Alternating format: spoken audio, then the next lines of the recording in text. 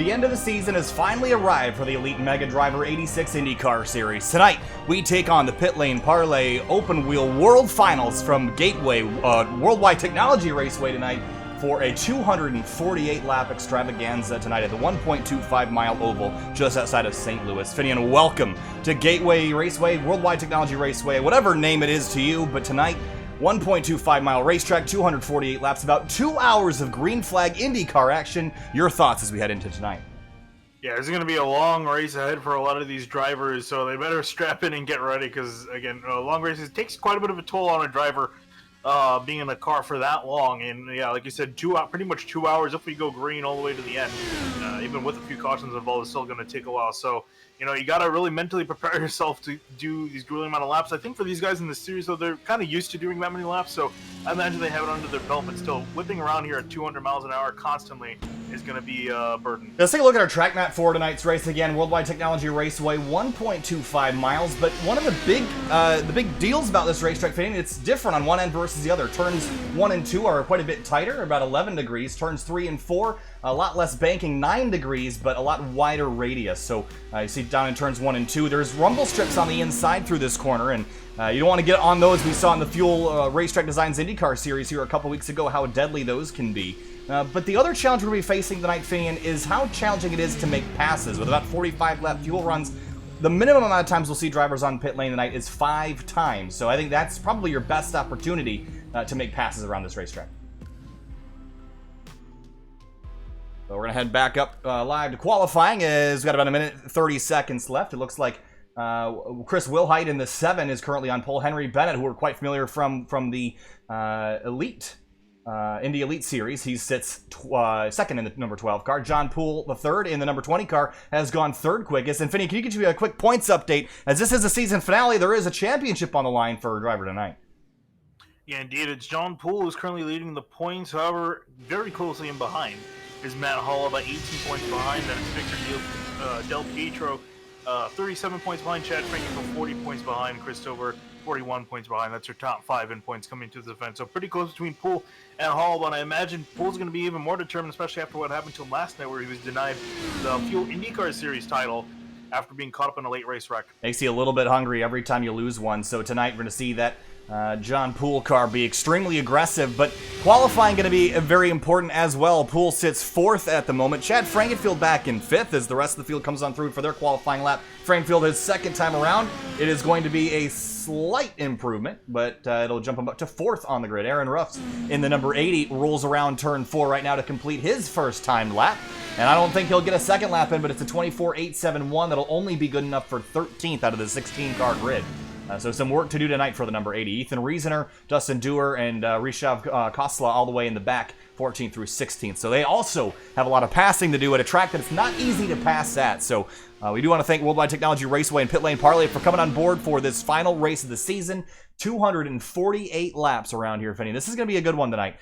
So strap in, stay tight. If you're brand new to the channel, make sure you hit that subscribe button and hit the bell. Every time we go live with another race, you'll get that. We got all sorts of IndyCar action in the next couple days. We have another season finale on Sunday night with the Indy Elite Series from Fontana. Yep, all sorts of season finales. That's that time of year.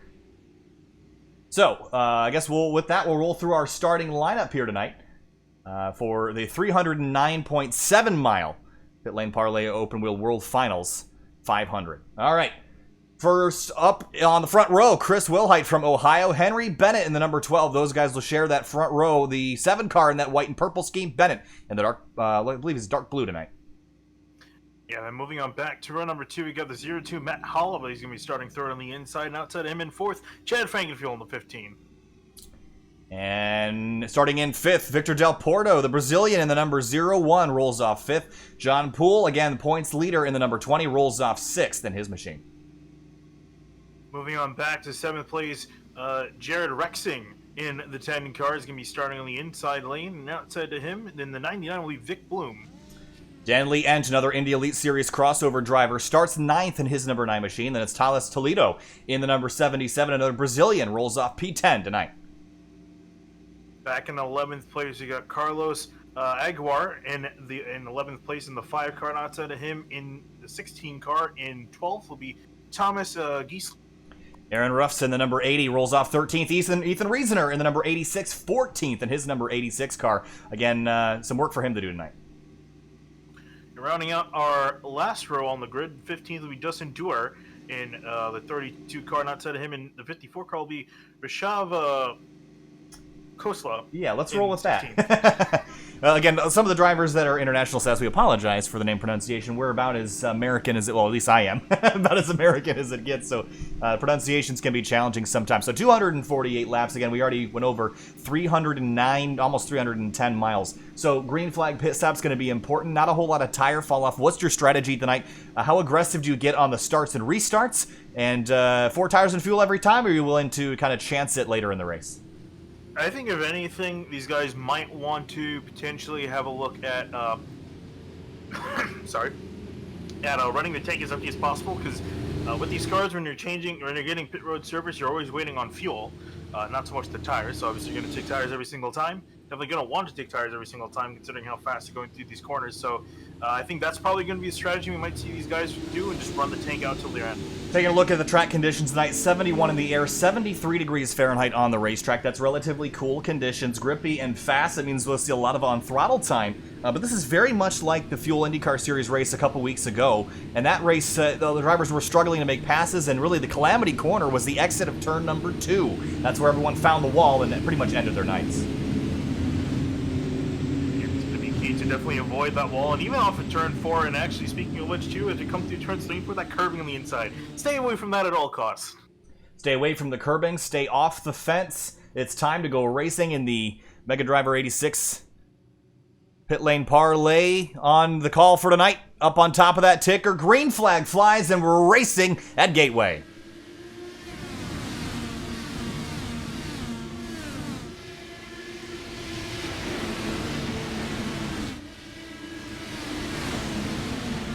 Wilhite gets away clear in his white number 7.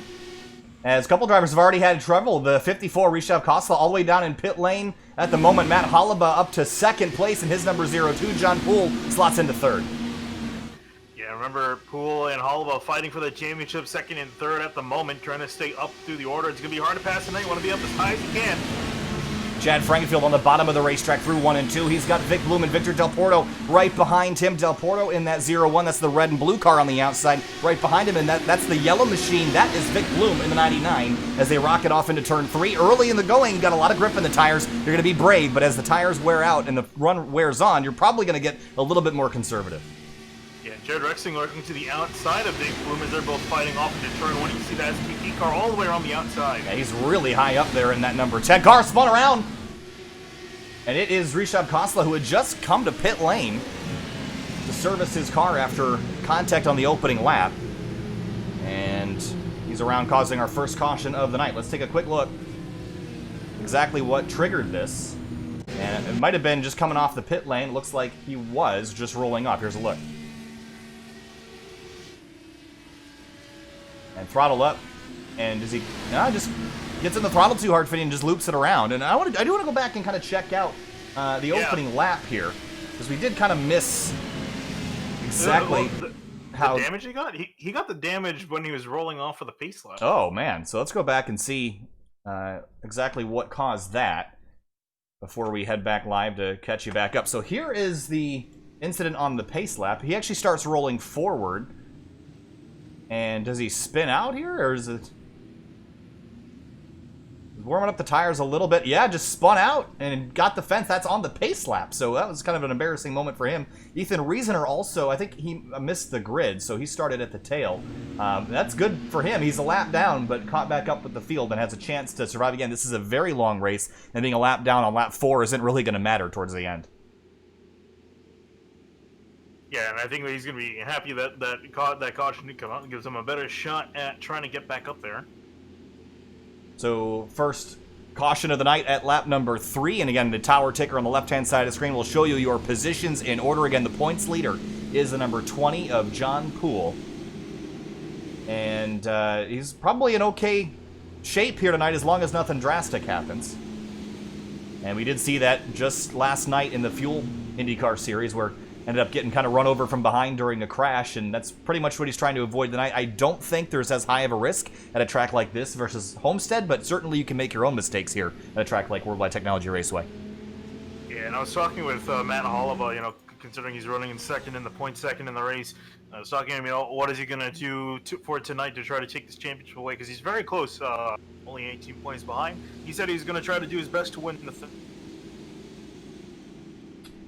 race, and John Poole finished in second. There's a 20-point difference between first and second, so that'll give him the championship. So he's going to try to do everything he can to make sure he's going to win. All right, so we also want to thank Pit Lane Parley for coming on board. Make sure you follow at Pit Lane Parley on all your social media. You can find the show on Apple Podcasts or wherever you listen to podcasts. You can stay tuned for their professionally produced video channel in 2020. So make sure you check out that sponsor at Pit Lane Parley on all your social media.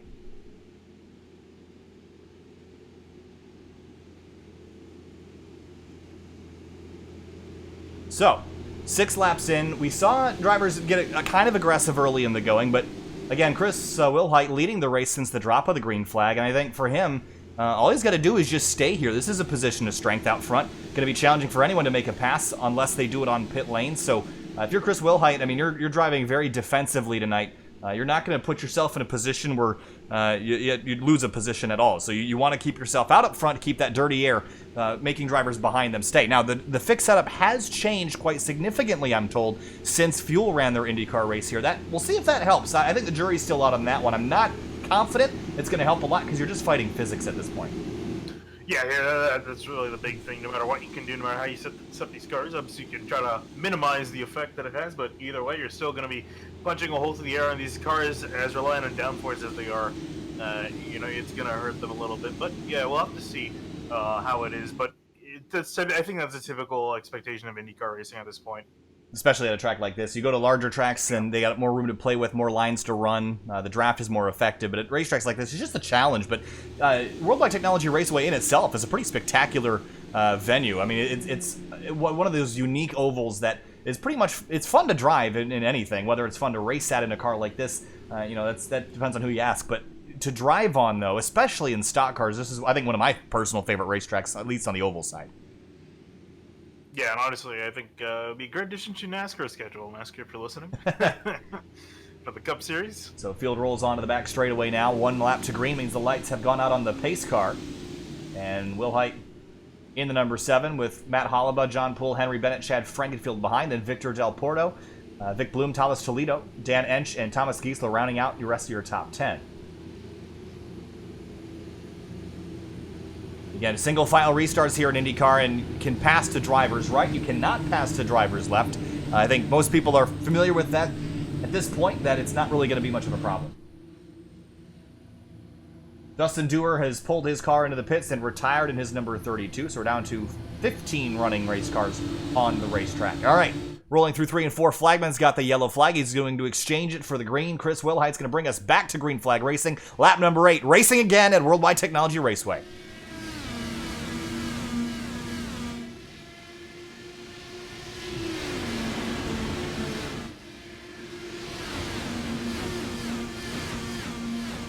The speeds these guys get to, 185 plus for Matt Hollaba in the draft in the tow behind Wilhite, but nowhere to go with it. Runs up the racetrack in 3 and 4. A bit more multi-groove on this end of the racetrack than 1 and 2. Yeah, this is really because it's a much wider corner. You can really experiment more with the shorter corners. Is where you have to kind of stick down to one line as you see in turns 1 and 2. I see Frankenfield pop out of line on Henry Bennett side by side through here. And Victor Del Porto tried to slot up around the outside of the 15, and Frankenfield slot up right against the fence to keep that 0-1 from getting a run. Yeah, defending your position is going to be very key here. Every position is going to matter. And speaking of position, John Poole going to make a move to the inside of Hollaba. Yeah. Chris Weidel. Yeah, it looks like Wilhite in the 7. He made a big mistake through 3 and 4, and that let Hollaba get by, and also John Poole. So Matt Hollaba is currently the leader. You see behind there is the 0-1 of Victor Del Porto taking a look at Chad Frankenfield, but tucks back in line for turn 3.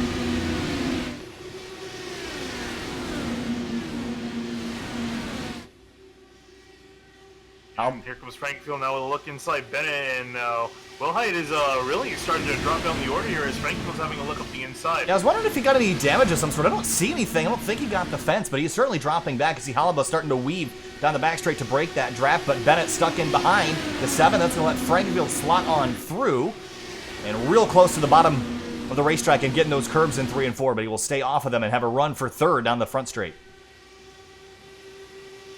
Here he comes. But once you're on the bottom in 1 and 2, it doesn't guarantee you a pass with how slow you can get through the center. Ooh, 7 pushes up at the exit of the corner, and Henry Bennett gets trapped in behind, and Del Porto's going to dive to the bottom to get on through. Yeah, Del Porto trying to get two birds with one stone here as he tries to go to the inside of Henry Bennett. Looks like he's only going to get past Henry Bennett, but still Bennett with a run off the corner and the draft. Del Porto hunts for that bottom. Again, no drivers came to pit lane under that first pit stop sequence. We're about 30 laps away from our first pit stop of the night. And, I see John Poole dropping down the order here, Finney. I wonder if the internet let go for it. Oh, he's back now. Yeah, he happened quite a bit in last night's race, so it's a usual occurrence for John. Good to know. Chad Frankenfield in 3rd, and remember, he started in 4th spot, so he dropped back a little bit. Now he's clawing his way back forward as we ride with the Bofana Cream and Fruit Experience onboard cam down the back straightaway. And again, also a competitor for the championship. He's definitely got a shot at it. He's going to need more things to happen to these two guys in front of him. The guys that he's chasing down, but he's trying to make a move to the inside of Poole. Couldn't get it done. 190 miles an hour on the front straight. You see him back out, and this is what drivers will do when they're facing arrow push. They'll back out and try to get a run off the corner to sustain them down the straightaway. John Poole sets up. Halaba into turn 3, backs off. Yeah, John Poole his entire run's just been trying to set up runs on Halaba, looking for some lane where he can beat him. There he has a look to the outside, heading down towards turn 1 and 2. Franco looked to the inside, almost made it 3 wide. Yeah, 3 wide is a bad idea down in 1 and 2. It's really a single line corner, but look at Poole. Swings around the outside and absolutely blows away Halaba and moved the 20 car to the lead. Here comes Frankenfield now with the poor run that the 0-2 got on the back straight. Franco's going to use it to his advantage. He looks up the inside. I don't think Halaba can really do much contest on that outside lane. And Henry Bennett thought of maybe making a look for 3rd, but it's going to sit back and 4th. Frankenfield for the lead, down on the bottom into 1 and 2. And Poole's going to leave him the lane, but the outside through here is so much better on corner exit. Now Halaba is going to use that momentum to just power back around Frankenfield.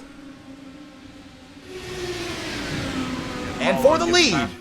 Took a look down the inside, couldn't quite get that nose in there to stick, and here comes Henry Bennett into the fight again from 4th. Yeah, this package, this setup they have is really weird. It's actually a pack race here at Gateway, which is something you definitely don't see. This is certainly a lot more entertaining than the fuel race was. I just wonder how long they can sustain this on these tires before it'll start dropping off. But this is certainly a different race than we saw a few weeks ago.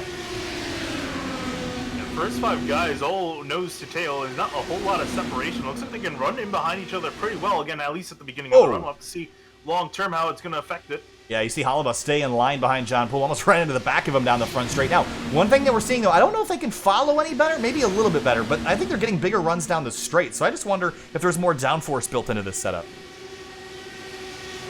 Maybe that's allowing or adding some more drag, too. That could be helping the straightaways. But they are still going pretty quick.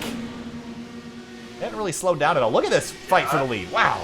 I don't know what setup witchcraft was done, but I'm definitely enjoying this racing. It's phenomenal to watch these guys do it here at such a small track, too. So a big gap back to Vic Bloom in 7th, but the front 6 all in a group. Your Pulsator is back there as we have an issue off of turn 2. Oh, Dan Ench in the Spartan VR car hits the fence. Ooh, and he had a little bit of help going around.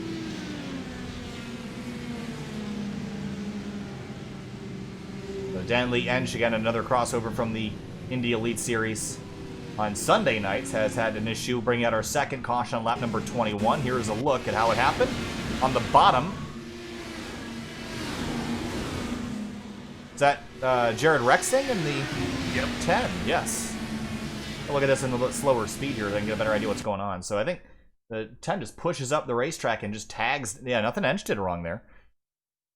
And spun around in a spectacular fashion at the exit of turn 2. And Rexing will be able to continue. I'm not sure about Ench. That was a pretty heavy hit. Ench is kind of crabbing. He's got to put a lot of steering input to keep that car going straight. He smashed the left front end, so yeah, he might be able to fix it and get back out there, but I think it's more or less going to have to be a retirement.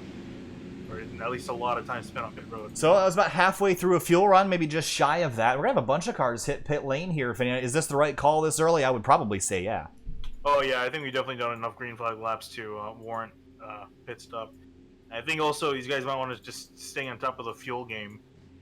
Just because you never know when that long green flag run is going to come. And honestly, the way it's looking, you might get a really solid green flag run, and so you never want to be the guy cut out in that. Vic Bloom's going to stay out, I assume, just to lead a lap here. And we'll see him hit pit lane the next time by. But Will Height, I thought after he started on pole and the way he started that first short run that he might be the one to beat, but he slipped quickly back to 6th. And it's been Hollabaugh, Bennett, Poole, and Frankenfield really the ones duking and diving up at the front, with Victor Del Porto slotted himself in the top 5. Again, he started in 5th tonight, so this 0-1 is going to be a force towards the end of this thing.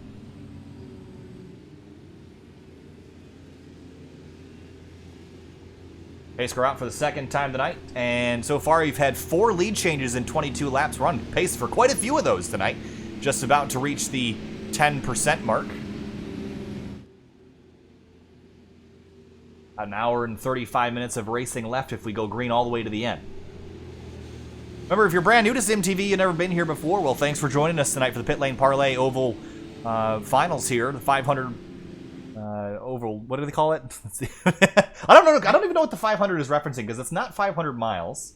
The series, I think they do 500 miles. I think that's what it's referencing to. All the races are 500 miles. Because this race is 309 or 309 miles. I don't think that's 500 kilometers either, is it? No. Well, might be, but Fontana, Indianapolis, and Pocono, all the races they ran beforehand were all 500 I see. miles. Okay, so this is... That's what it could be referring to? Yeah, probably. Okay, we'll roll with that. Exiting turn 2 now as we negotiate our second caution of the night. Drivers that we haven't really seen a whole lot from yet, but have slowly moved their way forward. Thomas Giesler in the 16. I don't know if it's Giesler or Geisler. We'll get corrected. Oh, yeah. 500 kilometers is 310.6 miles. Really? Okay, so, I thought I looked it up earlier, and I didn't... Okay, well, I guess I looked up wrong. It's a 500-kilometer event. I feel like that's Geisler. Someone's got to correct us in the chat here if that's Geisler or Giesler. But it started 12th up to 7th, so plus 5 for the Gulf-sponsored 16 car. Chris Wilhite back to 8th on that caution sequence after the pit stop, so he's going the wrong direction after starting up in the lead.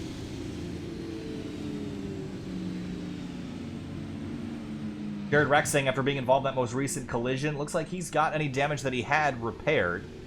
Maybe just a little bit of front wing damage. I don't see any damage on the floor, so he should be able to continue without too much consequence. What we did see in that, though, was that drivers still get tight on the bottom in 1 and 2, so that means you have to be careful if you're passing, especially if you're on the high side. Leave that guy enough room to come up the racetrack a little bit. Yeah, interesting that Vic Bloomy's going to be staying out on older tires, so this will be a good chance to see really how much that's going to affect him. I think it's going to affect him quite a bit, but you never know. We'll see if the strategy does work out. So it's Geisler, I think is how it's said. So okay. we're going to roll. Again, working with new groups is always a challenge. Try to do the best we can. Saw the green roll hoop from Hollabaugh poking over the top of the pace car, and I thought the pace car had like a Christmas ornament on it or something. So when we come to the green flag, this will be the 1/10 mark of the race, 10% through. Still a long way to go. Vic Bloom out up front. He never did come to pit lane, so we're about to see if tires are really dropping off. I don't really think we're going to see speed drop off. It's just going to be handling where the tire kind of goes away. So rolling through 3 and 4 now to come back green for the 3rd time tonight after our second caution. Lap number 25, Vic Bloom, Hollabaugh, Bennett, Poole, and Del Porto. Your top 5. Green flag back in the air here at Gateway.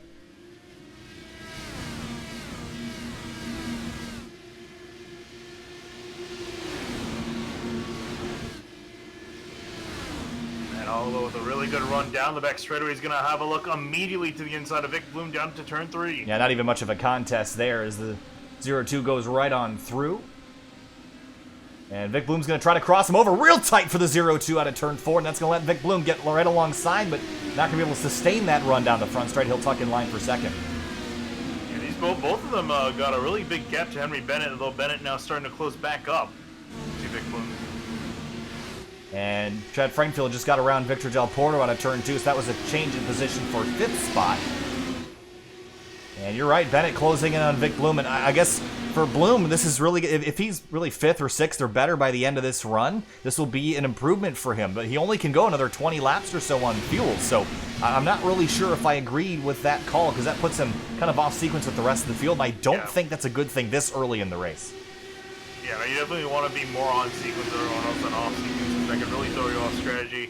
And I mean, and if another caution comes out and you're off sequence from everyone, so that could really hurt your race. John Poole in the 20, back to the inside of Bloom.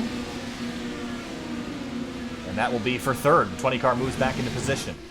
Yeah, Bloom's struggling with this car in the dirty air of others, and this is really where you expect the tires to be a concern, and immediately he's going to go down a bit road. Yeah, that's an interesting decision here. And maybe he's setting himself up for a green flag race, but that just seems like a big risk to me.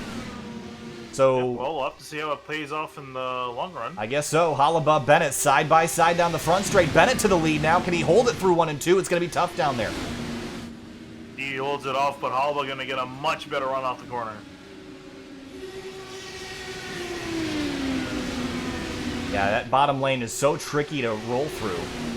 Frankenfield now closed up on the front 4. He's been super fast tonight in that blue number 15. Bennett pops out of line for a moment. Now Frankenfield does on Poole down for turn 1.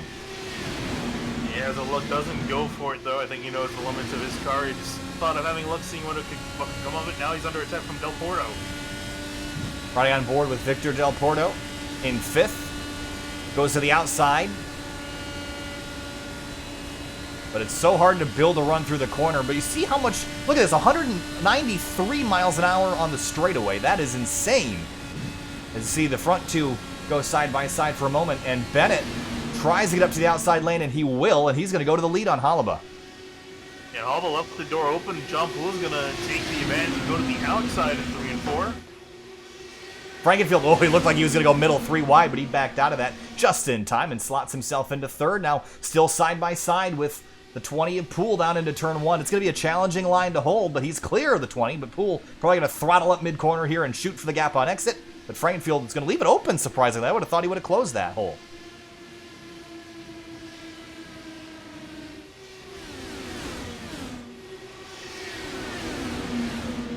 So Bennett to the lead now, and he has led only 2 laps so far tonight. His best lap of 24.530. That's 183.3 miles an hour average speed. Absolutely flat flying around here.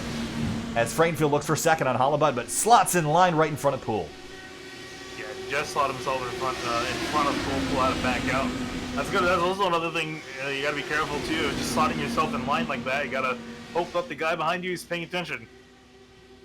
Frankenfield on Halaba for 2nd, down to the inside. Again, seen this be a challenging place. Our 2nd caution happened with 2 drivers not giving each other quite enough room here on exit. Drag race down the back straight, but the outside's always going to prevail. But look at the run that Frankenfield was able to carry down here. Yeah, not going to be enough. You might have him here in 3 and 4. Definitely that bottom lane better on the inside, on this side of the track. Oh, look at Victor Del Porto and John Poole side by side behind them. And then it's Chris Wilhite and Thomas Geisler in the 16, dropping to the bottom. And this kind of racing worries me a little bit, because remember, in the Fuel IndyCar Series, we saw a lot of single file action, and we had some crashes, but this is 3 wide for a moment here into 3, and this stuff scares me, because we can lose 3, 4, 5 cars all in one incident if we're not careful. Yeah, I was going to say, all it takes is for someone to, make a mistake, and it can take out the entire front pack here that's forming up with everyone so close together, which is very easy to do in a short track. Geisler in the 16, tucked in behind Wilhite. And speeds that are absolutely absurd for a track this small. 190 sustained on the front and back straightaways. The G-forces must be insane in these cars in the real world to see Frankenfield pop out of line on Halaba again for turn 1.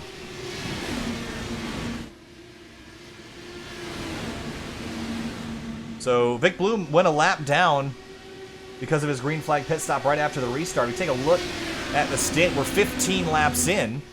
It looks like Kosla in the 54 back in 12th. He's been out for 34 laps, so he's only 10 laps away from having to make a pit stop. Vic Bloom is about 38, 39 laps away from a pit stop.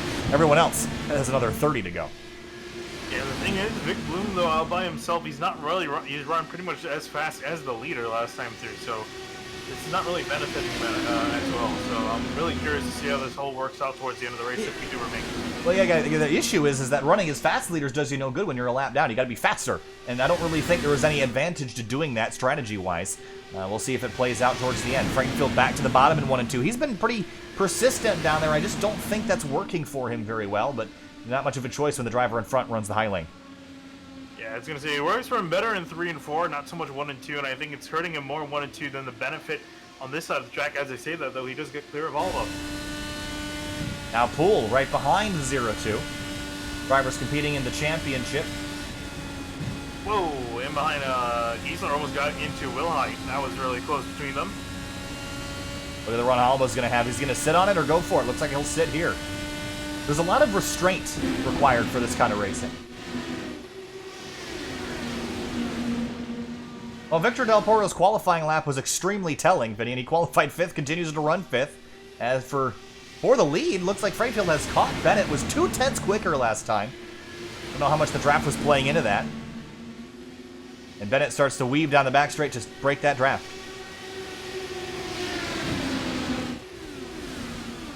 Yeah, and if we can get a full green flag run, I'm curious on seeing what the separation is going to look like at the end, because they're definitely going to get separated at some point. But it still hasn't happened yet, and we're almost halfway through this run. Yeah, we knew the setup changed. We just didn't know how much it was going to change. Whoa, look at Del Porto snapping left on exit to get underneath John Poole. And he goes on through to 4th. And for the lead, here comes Frankenfield side by side at a turn 4. Drag race down the front straight, but again, I think Bennett's going to have the preferred line here when they get to 1 and 2. And Hollabagh's going to use that opportunity to get to the outside of Frankenfield again. So Chad was trying to gain one. He's going to probably end up losing one, but look at the run that he gets down the back straight. He's going to back out of it. A lot of these guys up on the front being cautious and patient. Obviously, we're only on lap 43 of 248, so these guys got 200 laps to go. 204 laps to go as we roll through the back straightaway. So in a race like this, Vinny, are you planning yourself out for green flag runs, or are you going to bank on having any occasional cautions? Because I think we thought this was going to be super green, but we did see a couple of yellows early, and with the way this race is progressing, I still think we could see some more. So do you bank on any cautions, or do you just plan this race to be green from start to finish? I think plan on this race being green from start to finish, because, I mean, we only got in this lead pack, we only got 7 cars. Everyone else is kind of spread out for the most part. And these guys are racing each other pretty respectively so far, so, you know, I would count on this race being green as possible and doing your strategy according to that. It's never really a good thing to bank on a caution coming out, because you never know. You might never get that caution, then, well, you're off sequence of everyone. I think that might have been what Vic Bloom might be counting on. And so far, it has not worked out for the 99. He's currently the last driver running on the racetrack. So Henry Bennett has actually expanded his lead up to 0.4 of a second. It's the largest we've seen it in the recent laps. Hollabaugh, Frankenfield, Del Porto, and John Poole, the rest of your top 5. And now we're starting to see some singling out. And I guess this might be the tire starting to go away, but these guys could accordion back together as they did on the front straight this time. Yeah, they are starting to a little bit. We see Frankenfield to the inside of Hollabaugh, but that's going to be kind of a losing battle there. He's going to fall in behind, and here comes Del Porto taking advantage. Yeah, Del Porto's been getting better and better as the run goes on. I'm liking how the 0-1 works out throughout the entirety of the run. I think some drivers, Hollabaugh and Poole especially, kind of die off towards the middle to the end of the run. So I think this 0-1, I'm liking how this car's speeding up.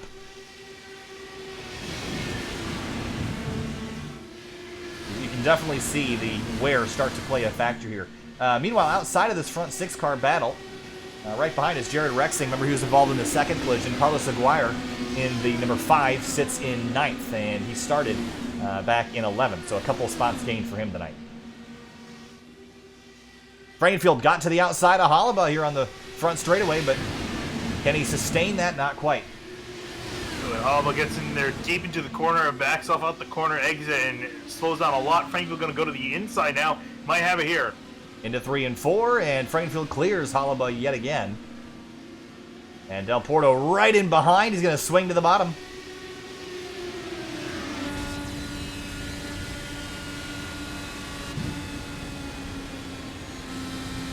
Hollabaugh running way outside line in 1 and 2. How good is that outside line? I mean, we've seen middle to top be okay, but right against that fence, is that a line you can run here in an IndyCar?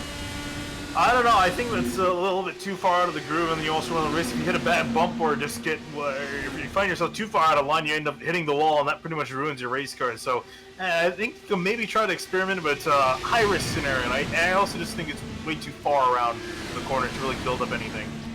Well, Henry Bennett is going to have to deal with Frankfield. Look at these guys weaving back and forth. I think they've realized how strong the draft is, and Bennett knows that that's how he could lose this lead here. So he's being very defensive with his line at the moment. And I'm really looking at how these guys were really able to follow each other quite well, remarkably so. Through 3 and 4, Frank was able to stick right in behind Bennett as he was drafting up to him through the corner. Oh, big run for Del Porto.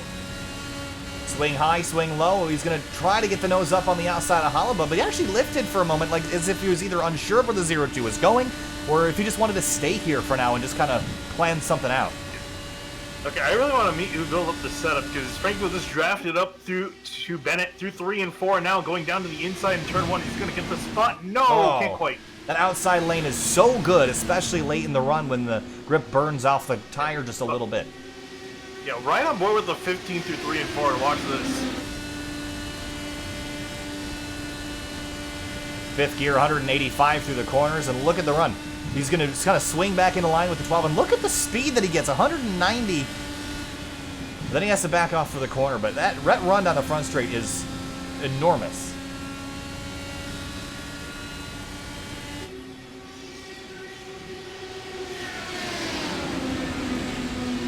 Alaba goes back on by Frankenfield, though. A lot of slicing and dicing throughout the front 5. Yeah, I'm actually kind of looking down at our leaders, and one of the fastest cars is Jared Rexing. Sitting in 8th place, he's catching these leaders that they've been doing all their bobbing and weaving and passing. And he's been able to make up quite a bit of time, and he's almost close to catching the draft of this pack. Yeah, again, I think when you get in that draft, it's a blessing and a curse because it makes you go real fast on the straightaways, but slows you down through the corners. So Rexing closing in, and he might be a part of this group shortly. We're also within about 10 laps of coming down for our second pit stop. This will be our first green flag excursion of the night. That is, if we make it there. Well, it looks like we're going to, for the most part. Starting to get into that single file out thing. You can still make some passes, though, which is nice to see. Yeah, passing does not seem like it's that big of a deal tonight. Which, when the Fuel Series came here a few weeks ago on the other version of the fixed setup, it was almost impossible to make a pass. Still difficult, but better.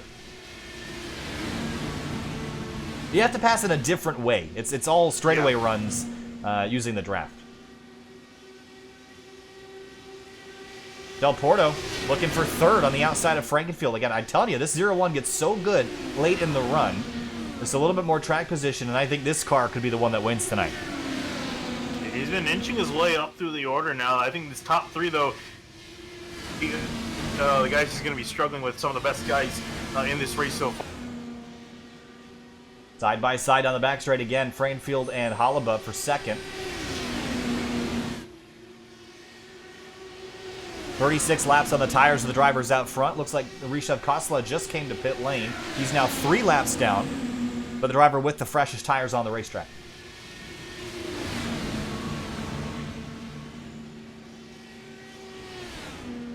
Alaba goes defensive, and now Del Porto with a great run to the outside of Frankenfield. He's going to, if he could just hang there in 3 and 4, he might be able to get by the 15, but John Poole is going to sneak up there in that black number 20. Yeah, that inside lane is way too dominant in 3 and 4. You pretty much have to be down there to make any sort of speed. Being out just a single lane costs you a lot of time. Geisler in the 16. Look at that. Oh, he got a great run on the 20 of John Poole, but kind of got stuck in behind him. Nowhere for him to go, and he's actually going to lose a spot to Jared Rexing. He's finally found his group Finian and moved his way up into 6th. And looking for 5th. That was real close into 3. Oh, almost straight into John Poole. That could have gotten ugly. Sure could have. For the lead, Bennett and Halaba down the front straight. Bennett goes defensive yet again. Rexing taking a look at John Poole into turn 1. And this 10 car, as you mentioned, he's gotten really fast up the outside. That was almost disastrous there. And Poole, I think he saw that coming. Here's a look at the replay. Actually, Rexing hit John Poole. Oh, there was contact. Let's look in slow motion here as we roll through 1 and 2. And yeah, so the 10 car's going to throttle up on exit here, and Poole's coming up the racetrack on a normal trajectory, and Rexing, oh yeah, there was definitely some contact there, and Poole just jerks the wheel hard left to avoid a collision. Too much on the line for him to get caught up in something like that tonight. That being said, right after that, the server fixed it, so apparently there wasn't contact. It looked like there Close was, enough to confuse. just not enough to cause any damage. Yeah. So Victor Del Porto up to second place again. This has been a good run for him tonight, 5th to 2nd. Although he's got Frankenfield and Holloway. These two are so even behind him. Doesn't matter if they're running for the lead or for 3rd or for 5th. They're always side by side. Yeah, we'll see now how Rexing is going to try to deal with this. You saw pretty much like Del Porto. He was able to drive up through this field area. He's been making some good progress. Now he's got to deal with Frankenfield and Holloway. He's getting really close. Yeah, Rexing is flying right now. Still one of the fastest cars on the racetrack. And you called it back when he was, what, in 7th? And look, he's up to 4th now within about 10 laps. Working to the outside of Frankenfield now, but Frankenfield's got the better line on the inside and out of the corner to go. It's a dead heat between both of them. Yeah, I think if the 10 can just stay up on the high side through 1 and 2 and keep that nose in there, he'd be all right to get that spot away. And look at the run he's going to get. He's going to swing up. It's such a dangerous way to make a pass in the exit of 2, but it's working. He's into 4th. And the dangerous way to make a pass is the only way to make a pass. Yeah. Got it done. John Poole's going to try to deny them that 4th place, though. He's going to dive to the inside and gets it. What a great move for 4th. Yeah, this little battle's kind of separated the top 3 from everyone else. And should be coming up a pit stop shortly. Yeah, within the next couple of laps, we've gone 44. And that means we should see drivers hit pit lane either this time or next. Rishabh Costello's back down pit lane. He's got more damage this time, and that looks a little bit more severe.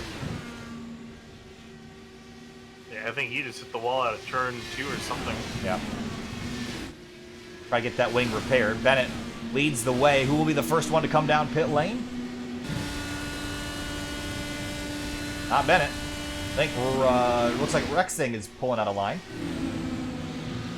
Carlos Aguirre in the 5 is also down.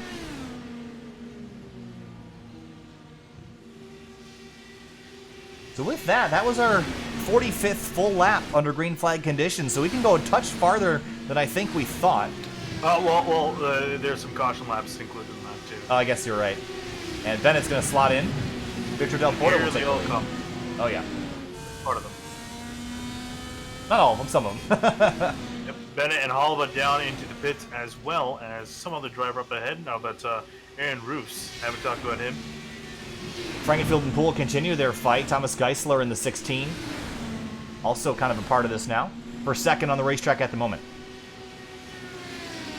And Geisler's going to pop out of line. He'll head to pit lane.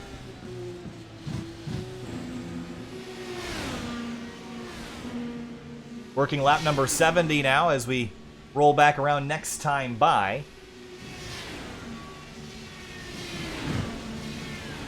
Many of the drivers that came to pit lane are rolling out now. That's Henry Bennett, Hollaba nose to tail. And Bennett will come out first. Yep, and now Chad Frankenfield going to come in as well as John Poole and Del Porto. Yeah, it was important that Frankenfield got in front of John Poole on pit lane entry because that means he's got a much better chance of beating him out of pit lane. So I think it was worth fighting the 20 for a little bit. He also Rexing pulling out. Chris Wilhite, the last driver on the racetrack, pushing the car just a little bit more. That was 49.5 laps that he pushed that car. Again, with a few laps of caution, as you mentioned earlier. Yeah, Rexing lost a lot of time to some of the other guys. He's a straightaway behind Bennett and Holloway. Yeah, he spent another 2nd on pit lane, which certainly didn't help. So where's Del Porto? He's leaving the box now. And where are the drivers that already pit? Coming down the front straightaway. I wonder if Del Porto will get the lead out of all this as he throttles back up. Oh, wow. Not even close. So I don't know how that happened, but Del Porto has an enormous lead over everybody else, and he's just going to drive away. I guess he's had clean air to work with, and I guess that might have been what got him out in front. That's like a 3-second lead. That's a lot of clean air. 2.7 now. Yeah. Well, I think the thing is too, he didn't have to really worry about fighting anyone behind, so he could just kind of ride his own line. Yeah. I guess that was the best thing for him. Dexter did not come back on the track, so I'm not sure what's going on in the system. Yeah, he's down in pit lane and still sitting there. And had a competitive race car, but... Oh, he crashed, actually. Uh-oh. He spun coming off the pit lane. Let's go back and see what happened to the 16. Uh-oh. Oh, man. This is like what happened to Rishabh Khosla early on the pace lap when he throttled up on cold tires. Gonna insta-spin straight into the tire wall there. That's not gonna be a whole lot of fun. And probably had to recover. He might be able to get back in the race, but I don't think there's a whole lot of damage on that car, but just was unable to back out of that situation. Bennett Hollenbuff for second place. 2.6 seconds behind Victor Del Porto. Crossover move by the 20, or by the 02 rather, on the back straight. Yeah, these guys really need to figure something out and work together because Del Porto, he really caught everyone. I think all these guys off guard. I think they all expected to come out pretty much in a pack together like they were running before. But that lead that Del Porto's got is massive. Now, Del Porto's got to protect that with everything he's worth now. He's going to be continuing to gain time as these guys fight.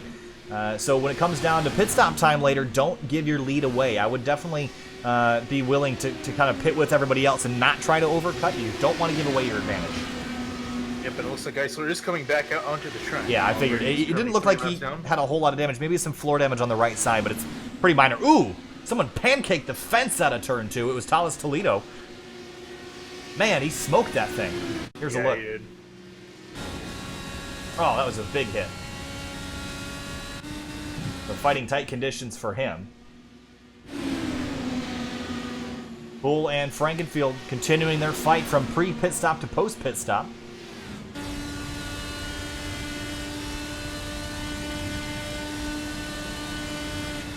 And a big dive into 1 and 2, but again, going to be hard to sustain that momentum.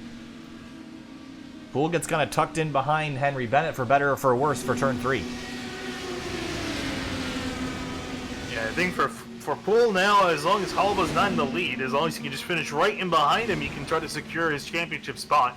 So this is kind of a good thing. Obviously not for winning the race, but championship-wise, this is good for Poole. He doesn't want Hollenbuff to be leading this race.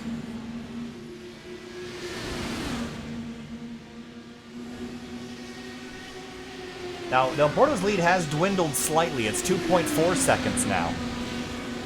I still think over the course of this run, he should be able to come out on top. He seems like he gets better as the tires wear. Neat line from second to fifth. 4 cars in that. Talis Toledo hits... Oh, he's actually crashed on pit lane 2. And probably a very similar situation to what we saw with Geisler. He's going to drop off the jacks here and just watch this. Okay, throttles up. And the funny thing, too, is that Rishabh Khosla, he also had some issues on coming out of his stall on pit lane as well. So a lot of drivers struggling to get off pit lane. Yeah, too much. 3 separate incidents. Certainly too much throttle at low speeds for these guys on cold tires. And unfortunately, it's taken out a good portion of the field tonight. Del Porto's gotten around a lap car. I believe that's Vic Bloom in the 99, who's now 2 laps down. Again, I don't understand why he didn't pit on that opening caution, or that second caution rather, because he's just put himself back in a hole. He's 2 laps down now. That's going to be almost impossible to climb out. And he didn't. I mean, he was running inside the top 10 earlier, and now he just got himself. He still is now. But it would have been significantly better if he just stayed out and waited, I guess, till the end. But even just the entire thing I was talking about, pitting to make sure you don't get yourself out of sequence. And unfortunately, he got himself off sequence, and he's kind of paying the price now. Onto the back straightaway, still Poole and Frankenfield taking care of that position for 4th. Henry Bennett, Matt Hollenbuff in 2nd and 3rd. But 2.3 seconds up the road, it's still Victor Del Porto, the Brazilian, in the 0-1.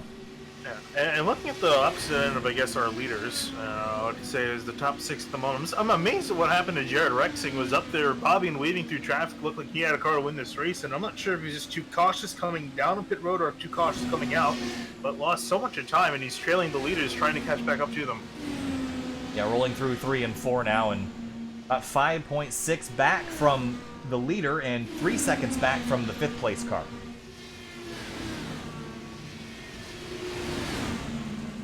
Second place fight still very much in contention. Hollenbuff, Bennett, and they kind of gotten themselves in a stalemate here. They gain some time one lap, they lose some time another lap. I think they've slowly been trending forward towards Del Porto. Yeah, I'm surprised they haven't tried to, maybe slingshot or do something to work together. Wouldn't hurt. Frankenfield down to the bottom. That'll put him solidly into 4th. And Del Porto, as he looks right now, he's in a great position so far. He's led 15 laps and certainly can lead a lot more coming up on this run. Aaron Ruff's in the 80. That's that purple car. It's been a rough night for the 80. Started 13th, up to 8th, but not a whole lot of pace in this car yet tonight.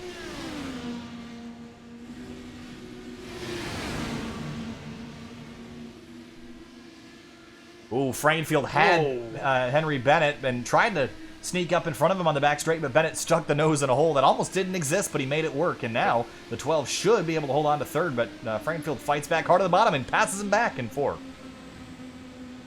Yeah, John Poole, sitting behind these guys, I think he's content just riding in line, waiting to see what happens. He's not in any rush to really get to the front. Car hitting pit lane is Talas Toledo in the 77, so a night that gone from bad to worse, pulling back in. He's now 8 laps down. And a lot of floor damage on that right side, which doesn't make this car a whole lot of fun to drive when you have any floor damage. Yeah. Still a long way to go in this race. And Del Porto continues to lead by 2.6 seconds. Poole in front of Frankenfield. Frankenfield cuts back left. He's going to have a better line. Poole's going to have to pretty much give him the... You okay there? So Frankenfield back in 4th and in front of John Poole. Jared Rexing is slowly gaining time on this group. About a 10th a lap. I don't know what that was, but man, tearing up.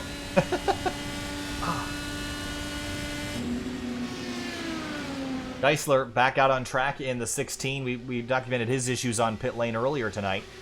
And there goes Carlos Aguirre down the inside. That's not a... that actually was a pass for position, and these guys continue to duke it out for 10th. It's not a pass for position, sorry. 1 lap between these guys.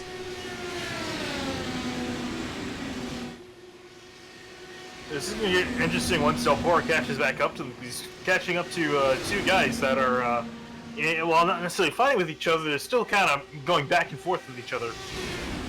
Yeah, I mean, they are losing time now to Del Porto, and Del Porto is the quickest car on the racetrack by about 0.2 seconds a lap. So Del Porto's loving what he sees way off in the distances in his mirror. He's just driving away, and they're not fighting that hard, but they're fighting hard enough to slow each other down.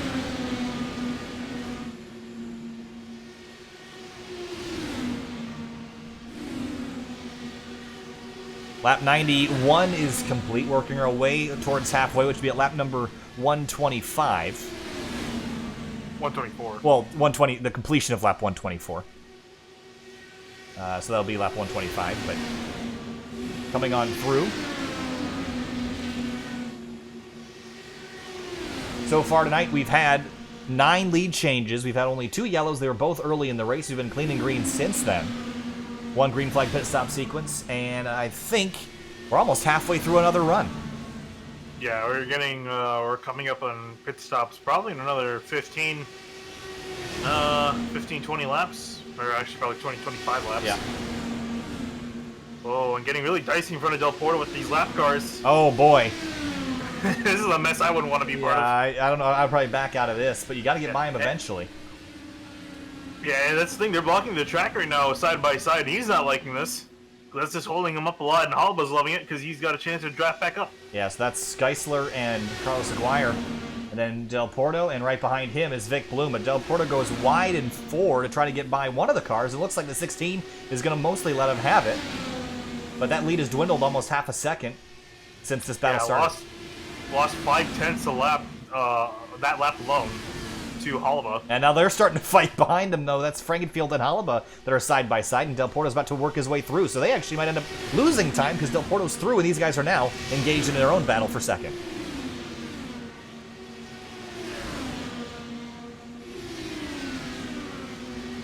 Frankenfield's got it now, but 2.5 back, so not a huge gain after all. That caution flies, and it's Rexing in the number 10. That's on the front straightaway. And it looks like he's got some fairly significant damage. And through 3 and 4, I wonder, does he... Oh, yeah, got the curb. And smacked the fence.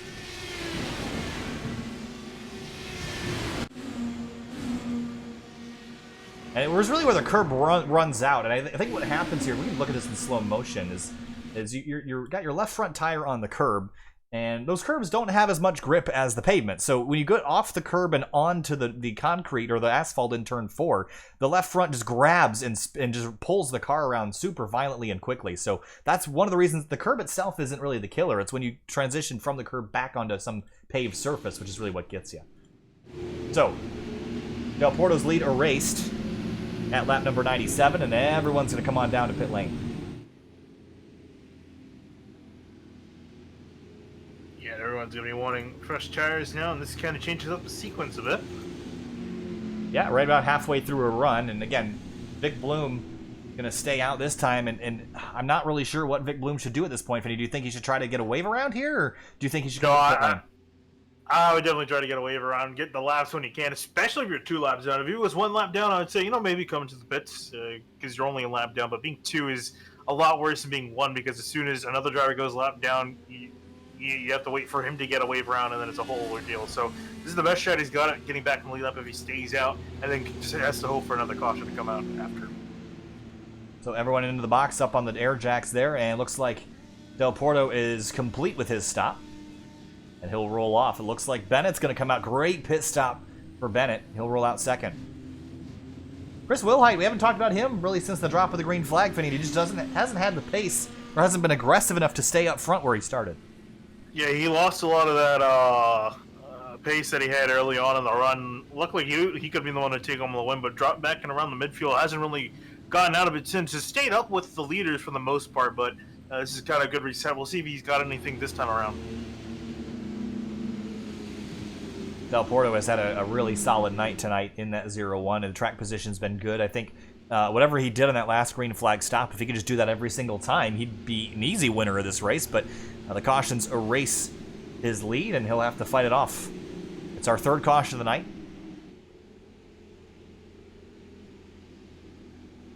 Again, if you're just joining us tonight, we want to thank you for joining. Make sure you follow at Pit Lane Parley on all your social media. You can find the show on Apple Podcasts or wherever you listen to podcasts. You can stay tuned for the new professionally produced video channel in 2020. So make sure you visit the sponsors' social media at Pit Lane Parley as we work towards lap number 100 here next time by.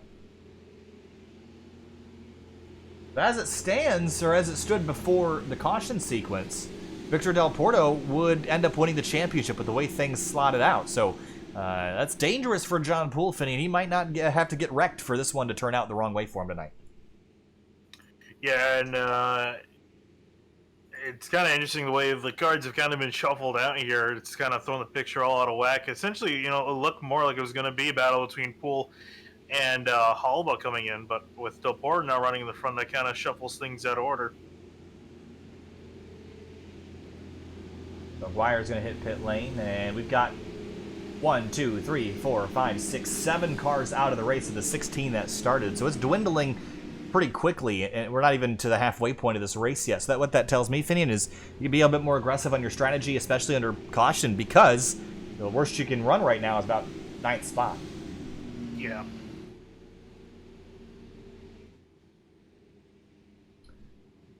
Off of the distance, see the Gateway Arch in St. Louis and World Wide Technology Raceway as we take a look at the iRacing version of the track map, 1.249 miles, 4 turns here at Gateway Motorsports Park. So this is a fun track, and it's been a lot better tonight than the fuel race was a couple weeks ago. I think a lot of that was due to the setup. The temperature is pretty much the same as it was.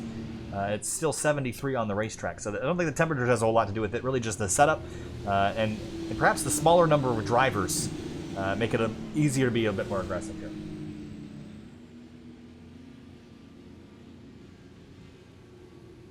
It'll be 25 laps till halfway, 24 till halfway when we take the green flag. About an hour worth of racing left in this event.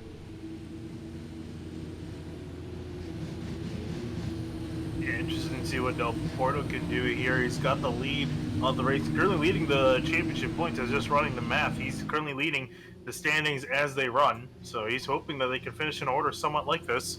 Yeah, John Poole all the way back in 7th, though. He's pretty deep in the pack, and I don't think that's where the 20 is going to necessarily finish tonight. After our third caution at lap number 97, we're going to turn him back loose at 101. Green flag back in the air here at Gateway. And a great restart for Del Porto.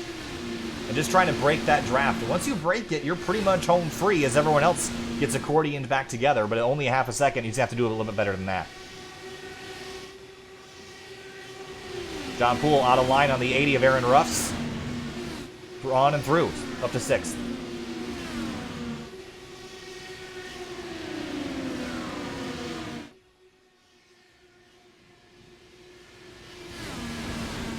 Field starting to accordion back up together again, the top 4. Although Bennett's still yet to catch Del Porto, and then Hollaba and Franklin caught up behind. Here comes Franklin to the inside of Hollaba in 3. Yeah, on the bottom of the racetrack, and it seems like that's the preferred line through 3 and 4. The middle seems to be the best line in 1 and 2, and Frankenfield got a great run through 3 and 4, and now tucked in behind Bennett. Whoa, popped out of line for a moment, now tucks back in. And they're both closing in on Victor Del Porto, who had a 2.5 second lead. It was all erased by that yellow light. Now they're brought up back together yet again. And Bennett's not close enough to really do anything just yet, but he's gotten a massive run down the front straightaway. He's going to have to look to the inside. Haven't seen a lot of successful moves yet. Yeah, certainly not on the bottom in 1 and 2. And you see right here, look at the run Del Porto gets. And he's going to lose 1, 2, maybe 3 spots in one corner after having the lead through the majority of turns 1 and 2.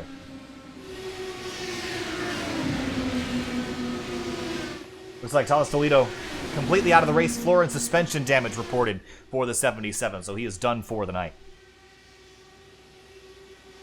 That leaves us with 10 cars running in this event. Frankenfield looking for the lead, chases the 0-1 down to the white line. Are we 3 wide for the lead again down the back straight? We were for a moment. Frankenfield now to the inside of Del Porto. Can't do anything about it. Hollaba also going to turn his way up through. Frankenfield gets loose. Slides out of turn 4 and cautions out. And some damage to that left front wing. That was a definitely a send-it move there and wasn't able to make it stick and work. I was just about to mention that Chris Wilhite's back up into 3rd after all this. But here is a look at what happened to Frankenfield. Again, off into 3, and we're going to roll in slow motion here to get a better look at this. But dives up underneath Del Porto, and I think Del Porto was a bit spooked by Hollaba. Then Frankenfield on the bottom of the racetrack, he's going to get the curb and just already sideways. Yeah. And same thing we saw a moment ago. Yeah, he was sideways before he even got to the curb, I think, with the move that he made. He checked up a little bit in the corner and then turned back down hard. The back end lost grip and went around. Yeah, here's a look from on board. Yeah, he definitely was already sideways and crashing before he even got to the curb. And was lucky not to get hit again, but Frankfield's going to have to come down pit lane and get some service. Looks like most of the other drivers have come down. Some of them, though, Hollaba, Del Porto, and a few more, have decided to stay out on the racetrack. Your thoughts on that call? Yeah, that's interesting.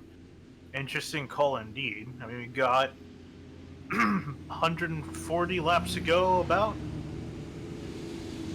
Yeah. I don't know. I mean, it's still a 3-stopper. Or 2, is that 2-stopper or 3-stopper? It's close enough. It's almost a 2-stopper. Yeah, I don't know. I mean, I think we're going to get another caution at some point, so I'm not sure I would bank on it going all the way green to the end. It's our 4th caution at lap 107. Yeah. I think a lot of you guys also feel might, wouldn't hurt a bit. There's only 8 cars on the lead lap. Actually, speaking of which, Vic Bloomey got lucky with the lucky dog. Oh. Well, it took him 100 laps to get his spots back, but he finally does. Again, I still don't understand that strategy call, but I think he's learned his lesson. He'll roll back up. I was going to say, I hope he did, because, yeah, it took him quite a while to get back where he was, and also with a lot of luck with the way the cautions fell. Yeah, it's been as low as 13th tonight, as high as the lead for a moment when he stayed out on that previous caution. Across start-finish line this time, expecting the lights to shut off on the pace car, and it looks like they will not. So 2 more laps until we go back green. Can we get a check on how many laps Hollaba, Del Porto, and John Poole have led? All right, so Del Porto has led tonight 38 laps. Hollaba has led 15, and John Poole has led 3. Okay. So there are 2 points available for most laps led. All 3 of them pretty much being the only championship contenders at this point. Now, Frankenfield kind of spinning out. We'll see if he can come back. Should be able to at the pace he's going at. I think only damage his wing. So the driver to have led the most laps so far just became Del Porto over Henry Bennett. 38 to Bennett's 37. I see. Interesting. So, yeah, so that's 2 points extra to Del Porto. But even as they run, just purely on race points, Del Porto would be ahead of Holaba by 1 point. Wow. The championship was really close. So that's your points update here at lap 108 again. Just about 15 laps, 16 laps until we get our halfway point here. And the field has dwindled from 16 down to 9 driving, or actually make that 10 on the racetrack. 8 of them are on the lead lap.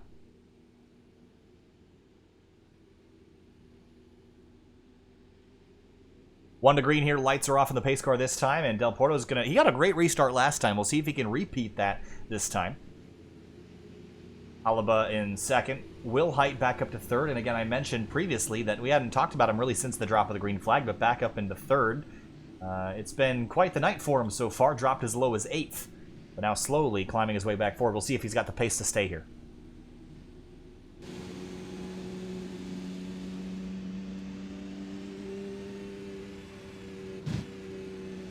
Looking from high above World Wide Technology Raceway, again, 1.25-mile oval.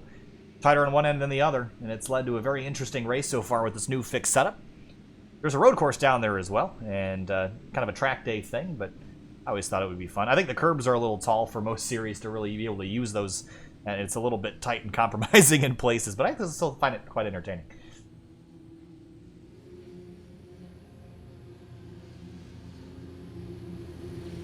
Back to the restart, lap 110. 14 laps still halfway. Del Porto in control of the race. And racing again at World Wide Technology Raceway.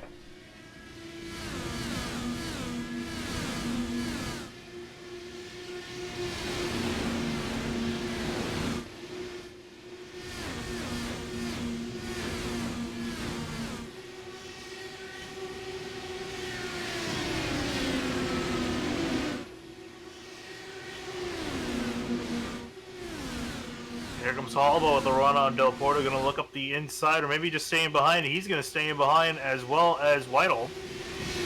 Will Height. Will Height, sorry. And Holaba tucked in behind, and we've seen Del Porto be able to pull away on these restarts. I'm curious to see if Holaba can do anything about it. Again, it's been Franfield and Holaba that have been stuck around each other all night. Holaba does a nice crossover in 3 and 4. He's going to have a great run here. He should have a look for the lead. Will Height looking in behind as well. He's going to stay put. Holaba going to try to make a charge up the inside. Del Porto going to rocket around that outside lane, which has been successful all night long. And it'll still be. Holaba took a look for it, though. That's the closest we've seen to someone dethroning Del Porto since he got the lead earlier in the race. And, ooh, big slip through 3 and 4. That might be it. That might be it here. He wasn't able to get the key run off the corner. Halaba's just going to hike ahead. Definitely going to get an entry here. Yeah. And slide up. Move Holaba to the lead. Del Porto back to second. And with that, that should put Holaba as the points leader. And as we say that, Del Porto goes back to the bottom in 3. Yes, these guys effectively are fighting for the championship right here for this lead as well. Again, still well over 100 laps to go. And Del Porto gets it back. And Will Height sits in 3rd, and here comes, whoa, there's Rexing, or no, excuse me, that's Geisler in the 16. He's 5 laps down, but right in the middle of this lead lap battle.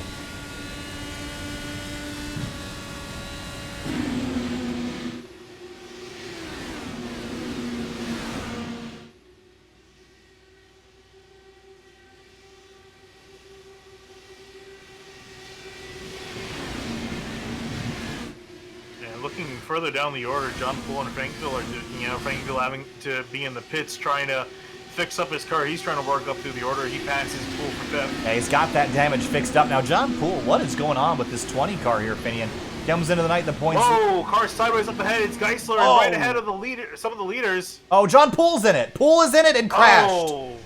And the driver that walked in here with the points lead is done. 2 nights in a row for John Poole. Oh, in the same way as well. Oh, that is heartbreak. Vic Bloom in it. And Geisler. Let's take a look at how this happened. Oh, yeah, on the curb in 4. Nowhere for Aguirre to go, and you see John Poole come in this and just nowhere that he could go. He gets drilled from behind. Very similar to what happened last night. Pretty much exactly the same. He avoided the initial two-car incident. Oh, he got absolutely murdered from behind by Vic Bloom and the 80. And just not a whole lot of awareness there. Poole was able to get it slowed down, and the other two just tried to shoot the gap. And for the second time in 2 days, nothing John Poole did wrong. Yeah, and cost him a championship both nights after leading in both races. It's just absolute heartbreak. I'm sure he's completely frustrated at this point. And their frustration is frankly very, very warranted, Finney. I mean, drivers at some point, whether it's an Indy car, whether it's stock cars, whether it's sports cars, they need to learn that throttling up to try to drive through a crash is not the best way to avoid the crash. And we've seen that both nights, last night and tonight, that drivers that greedily try to floor it down through any gap that they see, they don't try to slow down, they just throttle into it. And it's careless driving at best and disastrous at worst for a guy like John Poole who's just trying to get through the race. And that's just, you know, apologies don't do enough for John Poole, especially after last night. I mean, I can't even imagine the frustration of watching that replay and seeing the exact same thing play out twice. Well, it looks like they got a lot of the panels back on that thing. Yeah, it's still not going to be... I mean, he had some suspension damage as well. I doubt that car will be in competitive form for the rest of the night. Well, we'll see if he rolls off. Here he goes. Steering's still very far off, though. There's no way that car's raceable. He's going to try. No, it's... yeah, boy. That car's destroyed. Yeah, I feel for him, and no apology is going to make up for that. I guarantee you. So with that, it took out another 3 cars. I think Vic Bloom was still going to be able to race. Maybe the 80 of Aaron Ruff's again as well. But Poole most certainly will not... I mean, I would be amazed if he tries to finish this race out. You see how far off the wheel is kinked off to one side, about 20 degrees. I think he's trying to see if he can make it through a corner without it coming around. I mean, he can somewhat do it. Yeah, I think he's going to try. Well, the problem is if he tries, he's just going to make it worse. He'll probably end up crashing shortly after, but he's going to give it a try, right? I mean, why not? I was going to say, it can't really get much worse. And as if he retires, he loses the championship. If he crashes, he loses the championship. If he stays in it, he's got a shot. Well, I think... Big as it may be. He's got to just really hope that Alba and Del Porto has something bad happen, and that's his only shot at this point. I think his goal is just to make as many laps as he can, and hope that guys like Porto and Alba crash out. I think is really his best opportunity.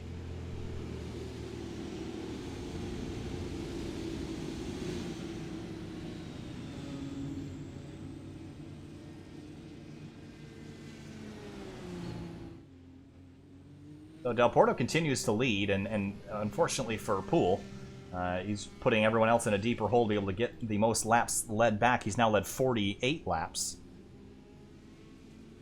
And it's a long way to go until he can clinch anything, but again, that most laps led is going to be a very valuable point.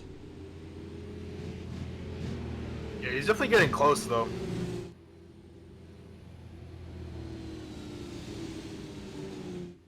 So far tonight, we've had 5 yellow flags, 19 caution laps, 11 lead changes at the front of the field.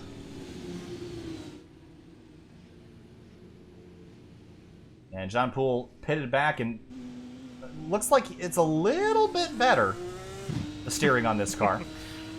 Yeah. He's holding the wheel perfectly straight, and he's turning on the pit lane exit road. So I don't know if that's really any better, but he's going to try. Progress. He's going to try.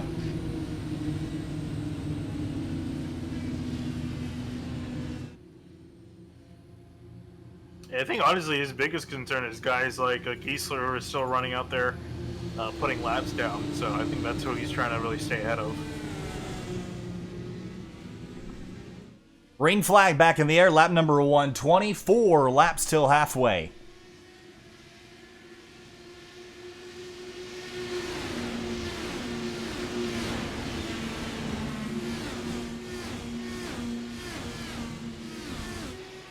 And John Poole in the 20, I'm really curious to see. Oh man, that steering is definitely not any better than it was. Looks like it's manageable though. Yeah, he might be able to hang on to it. I think it's not going to be a whole lot of fun, I'll tell you that. For the lead, Chris Wilhite on the bottom of the racetrack. Not quite going to be able to get by Del Porto, but showing some strength here in the late going. Yeah, definitely showing that he's still got pace in that car to try to make something happen. He's been quiet for most of the race here. He's back up making some noise. Bennett on the bottom of the racetrack cleared for second over the 7. And Frankenfield sits fourth.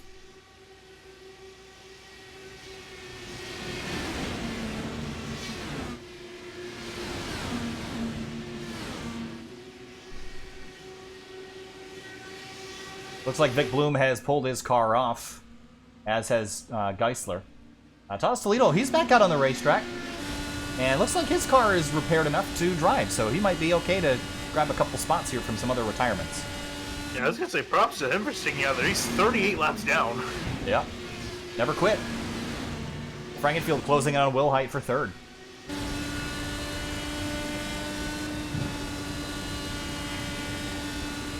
And Alva's got to do some work to catch back up to the leaders. He's kind of separated out by himself. Yeah, he's 1 second back from Frankenfield for the lead, though. Bennett's right behind Del Porto, and Frankenfield now pops out of line for Will Height through 1 and 2. And it looks like Will Height's just going to give it to him.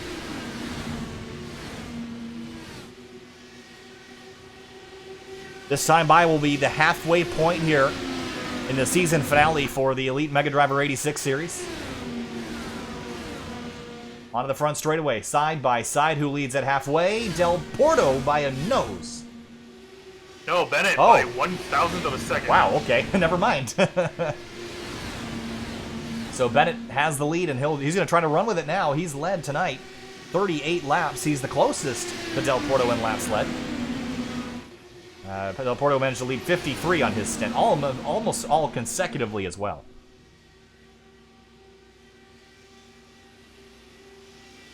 Frankenfield now down to the bottom for second.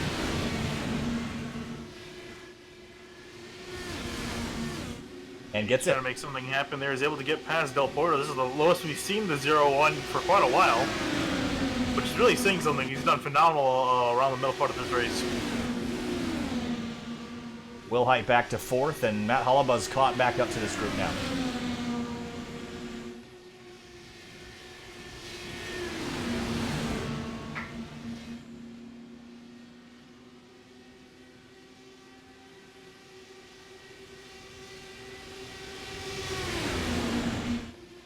And Frankenfield's going to go to the lead in turn 4, going to get right by Bennett.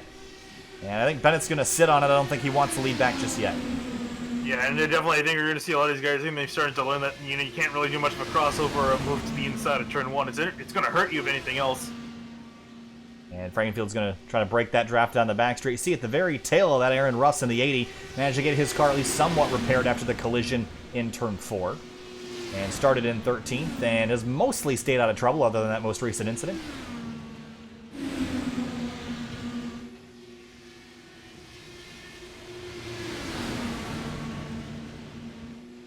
Out of turn 2 now.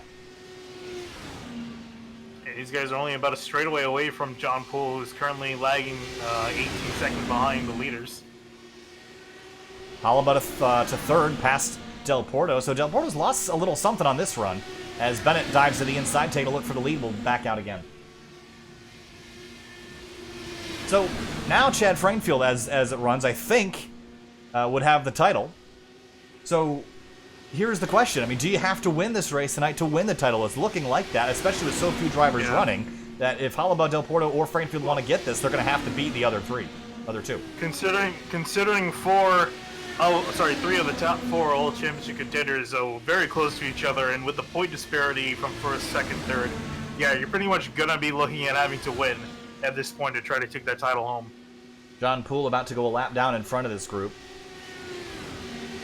And he's currently still in lead lap in 7th place, but 7th isn't going to do it for him tonight, and I think, even with him running like this, he's still not really racing for much at this point, given his damage. Here he comes. Here comes the leader. Frankenfield to the inside of Poole. Poole's going to stay to the outside, let the field pass. Yep. He'll let everybody go. And the top 5 snaking down the back straightaway. And Bennett trying to gear up to get a run at Frankenfield, and he's going to have it down the front straight. He's got a great run. Backs out, He's going to try to get a draft. He's going to think better of it. Yeah, doesn't want to lose that momentum out of turn 1. Stomped on the brakes. Here comes Halba with a run down the back straightaway, though. He's going to back out of it. Yeah, I thought he looked like he was going to go to the right, then back to driver's left, and then tucked in behind the 12. No urgency or rush there.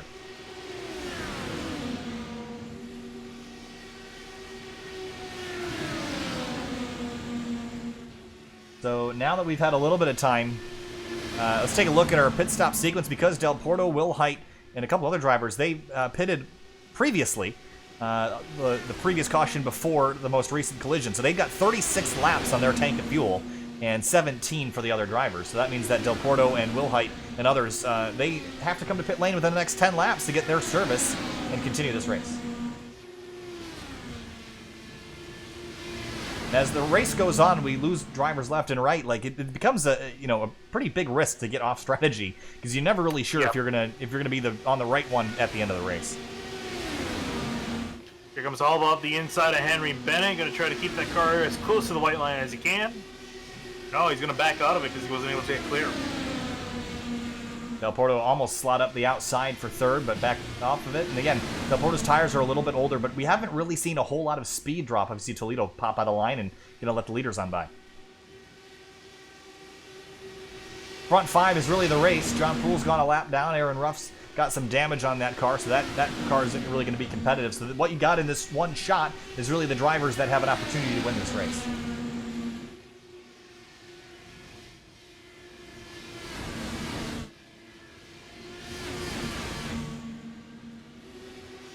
Snaking down the back straight yet again.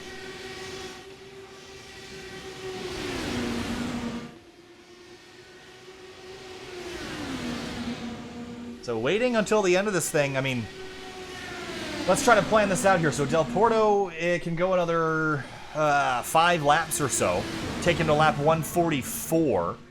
And so that would, another 45, let's take him to lap 190. I mean, he's still going to have to pit 3 more times. 3 more times? He's got to pit on lap, well, he's got to pit soon, right? So on lap 143, and then he's got to pit on like lap 190 something, and then again between 190 and 248, obviously. So still a 3-stopper for them. Is it a 2-stopper for everybody else? I think it is, right? Yeah, pretty much. I don't have a calculator in front of me.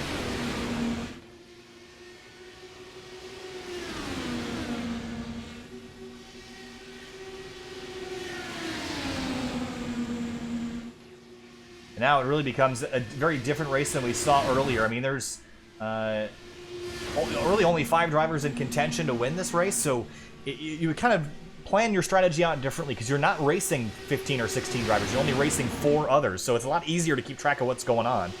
And a lot more informed decisions can be made at this point of the race.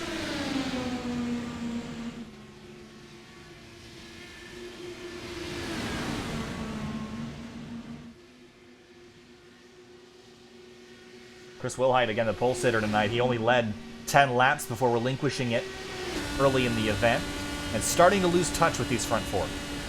Yeah, just a little bit. I think he's just kind of laying back just in case something happens. He can try to emerge through the smoke. I think he's just kind of hanging out with the leaders until these pit stops happen.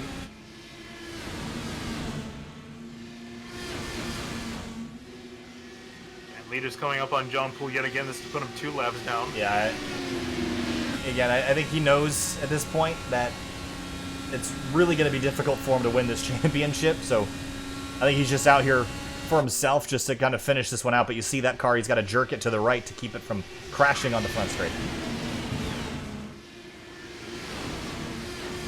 There's probably a lot of temperature inside that helmet right now from steam. Oh, I would kind of hope that he does. Yeah, he's been done pretty foul the last 2 nights. I would definitely call that the case. See, on the scoring pylon on the front straightaway, the 15 car is the leader. It's Chad Frankenfield. He's been out front for the last couple laps. He has now led 17.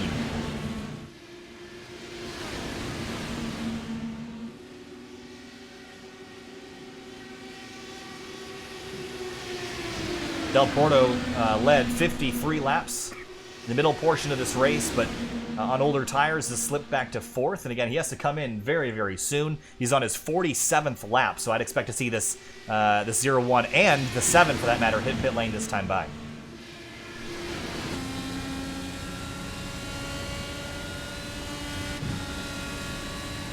He's gonna stay out another lap, it looks like.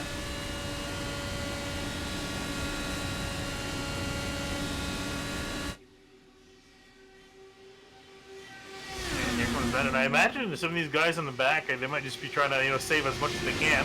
Might not be a lot in the draft, but you can save a bit.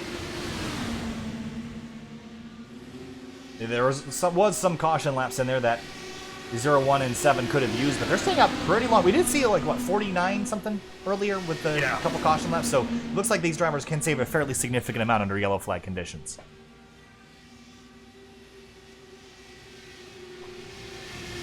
Closing in on 100 laps to go here, about 42 minutes of racing remaining. And so far tonight we've had 13 lead changes, 5 cautions.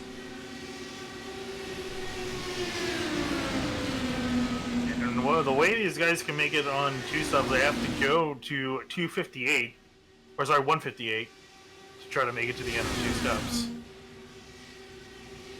Or 1 stop, sorry. Yep. 1 more stop. Yeah, so that's another 10. They could easily do that.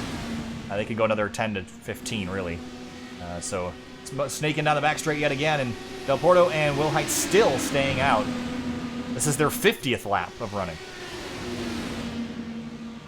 Caution laps really do save you quite a bit.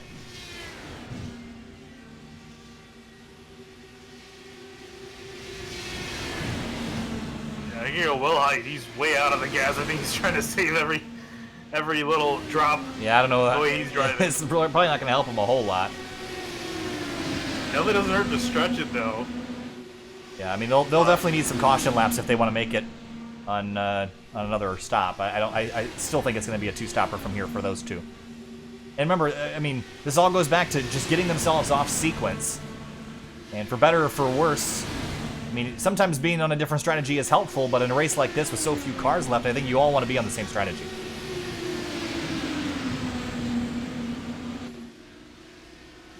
Some lap traffic coming up ahead. Toledo and I believe Poole yet again. Poole's running about 4 seconds off the pace, just trying to make laps at this point. Oh, he's way up the pace in the corner. Whew. Yeah, barely running 150 on corner exit there. Stacked up everybody a little bit. Del Porto coming in. It looks like Will Height was able to save a bit more in that draft. We saw him being pretty conservative now. Halaba and Bennett for second.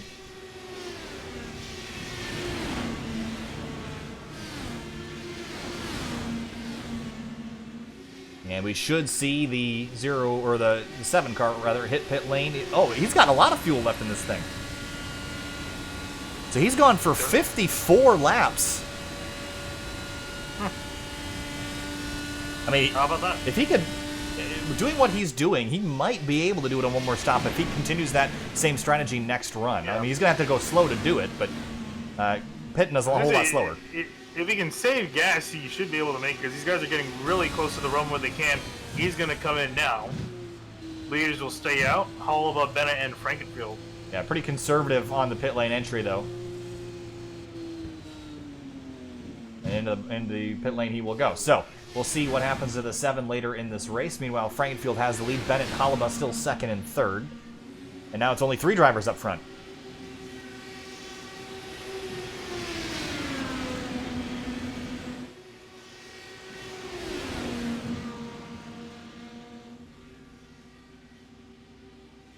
Really curious in seeing how much more these guys can go. Yes, they've been out for 38 laps. So, and these have all been green flag for them, I believe. So that would be another 7 or 8 that they could go, which would put them at about lap number 162 to 163. Yeah, so they can definitely make it to the end on 1 more stop after. As for the points picture, Frankenfield still in the points lead. Now, if Halaba gets to second, Halaba, I believe, wins on a tiebreaker. Yeah, that's exactly what's going to happen, because, well, that's if Frankenfield leads the most laps, which he's looking at the moment. He's on pace to doing that. But yeah, even if he does get most laps led, it would still be a tie between him and Halaba will win that tiebreaker on a win. Yeah, Frankfield's led 29 laps. The most laps led tonight is 53 by the 0-1 of Del Porto. So about 25 or so laps until Frankfield has got that safely in the bag. But I wouldn't count on that just yet. I know he's got the lead, but that doesn't mean he's going to stay there forever. But he's got to try really, really hard to maintain that, because that's really the only way he's going to get this championship tonight. And the hard thing, too, is he's got to prevent Halva from somehow finishing in second, because that'll just throw away everything, even if he wins the race. He's got to hope that Henry Bennett decides to stay in second, because that's his only shot if he wins.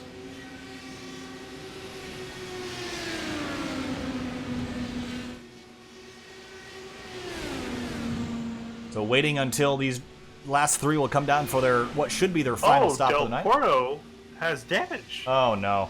Oh, big damage, too. The driver that's led the most laps tonight. Oh, man. Oh, this was exiting. Or no, this was just recently. He had gotten back on the racetrack out of turn 2 and just gets loose, and yeah, that's the race over. Oh, man, that stinks. And just like that, we lose another championship competitor, so it's now down to Halva and Frankenfield. Yep, so that pretty much simplifies it out.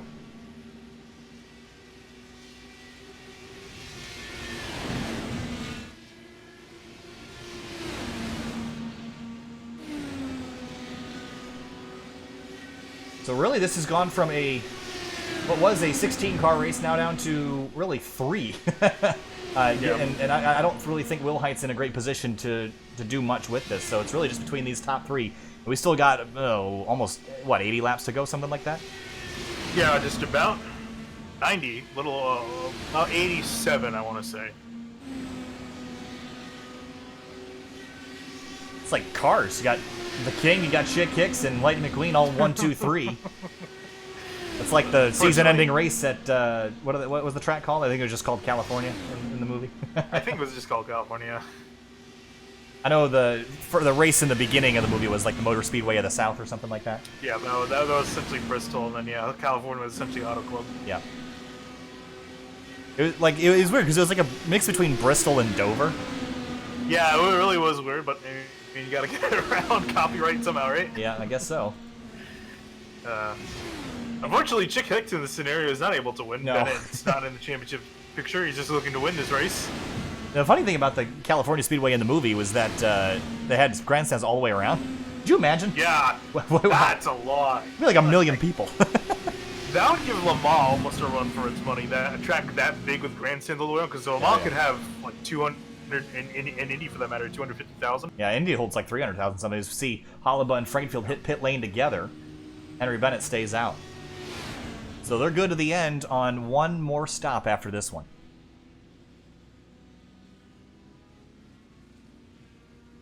So Del Porto is out. John Poole is in 6th. And so update from kind gentleman in the chat that's been keeping us updated all night long.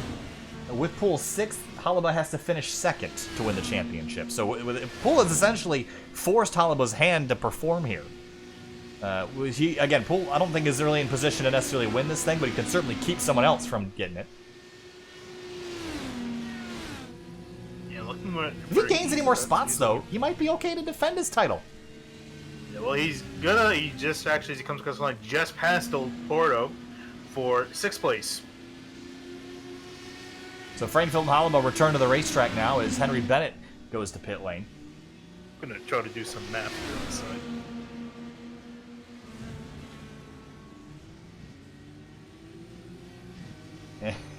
I was just reading a Discord chat about a new sponsor for John Poole. They were saying he should be sponsored by Brembo. And then somebody else said Lens Crafters. Oh man. The unfortunate reality of how good that joke is. Oh yeah, it's really unfortunate that it's a good joke. Yeah. Oh man, I feel so bad for him. So Henry Bennett has dropped to 3rd. Now Frankenfield and Holliba lead the way. And Frankenfield continues his trek towards leading the most laps. He needs to lead 53 or more to put himself in position for that point. And Holliba still is in championship position right here. But here's the deal. If Holliba has to finish 2nd with Poole in 6th, Chad Frankenfield cannot win this championship. Am I right? Yep. The way things work out. So, again, this is going to come down to really where Poole finishes of all things. I'm amazed that he's still running with the car as torn up as it is.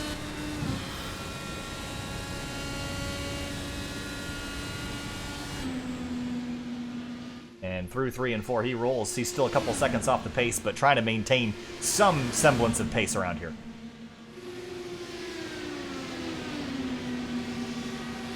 Okay, so if you want to hear the crazy thing, by my math, So, hang on, actually, wait. Before I say something, I'm going to redo You might want to double-check your math there before you do that. Yeah. That's why I never, even if a driver like technically clinches the championship before the race even starts, I never say it, because I'm never confident that the math is right. So I just shut up about it until the end.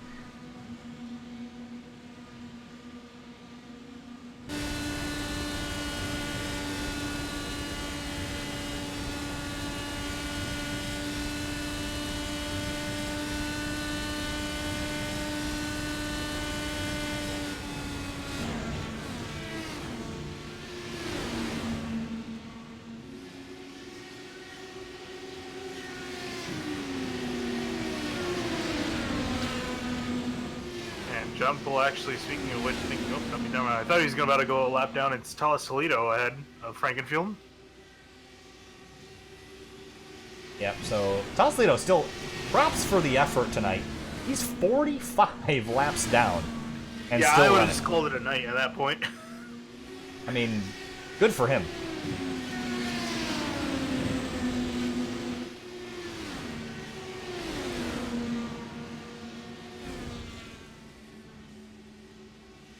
So top three still separated by 0.4 of a second. Will Height in the 7 is now 4.8 seconds back after that whole pit stop sequence. He's the only other competitive car left on the lead lap.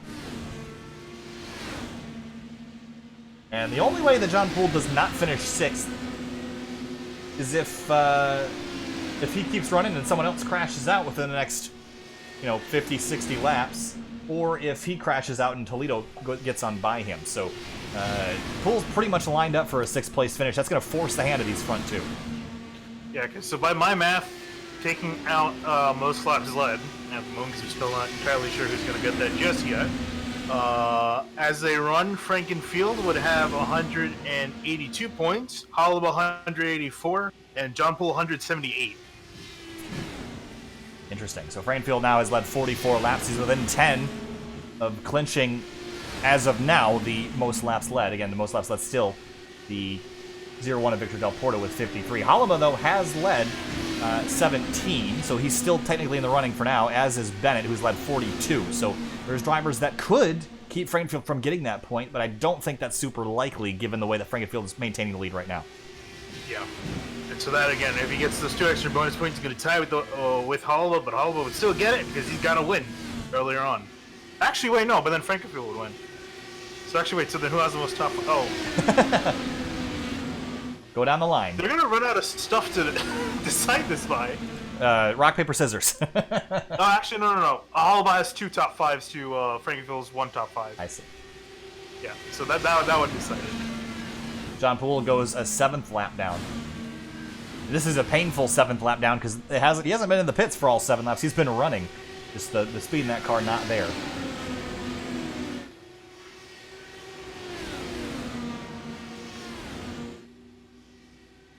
The front three still nose to tail, and this is really the only battle to show you because there's only 7 cars on the racetrack and only 4 of them on the lead lap, so there's really not much to show you.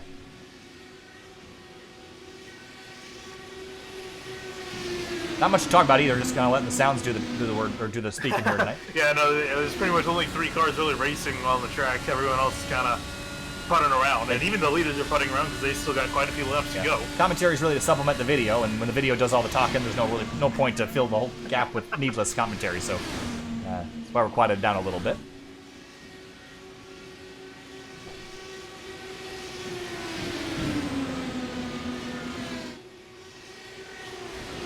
Although we do have tomorrow night the regular season finale for the Outsider Racing League. That'll be at 10 o'clock Eastern Standard Time, right here on Sim TV. Then Sunday night. It's at Dega, right? No, it is at Richmond.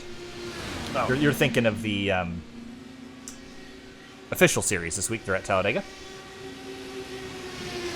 I do know that Sunday night is the Indy Elite Series finale from Auto Club Speedway. They just announced today that they have picked up a title sponsor for 2020. It will be the Coca-Cola bottling plant of Kokomo, Indiana. They've been super cool and super interactive with us, especially, so I'm very excited to work with them for the 2020 season.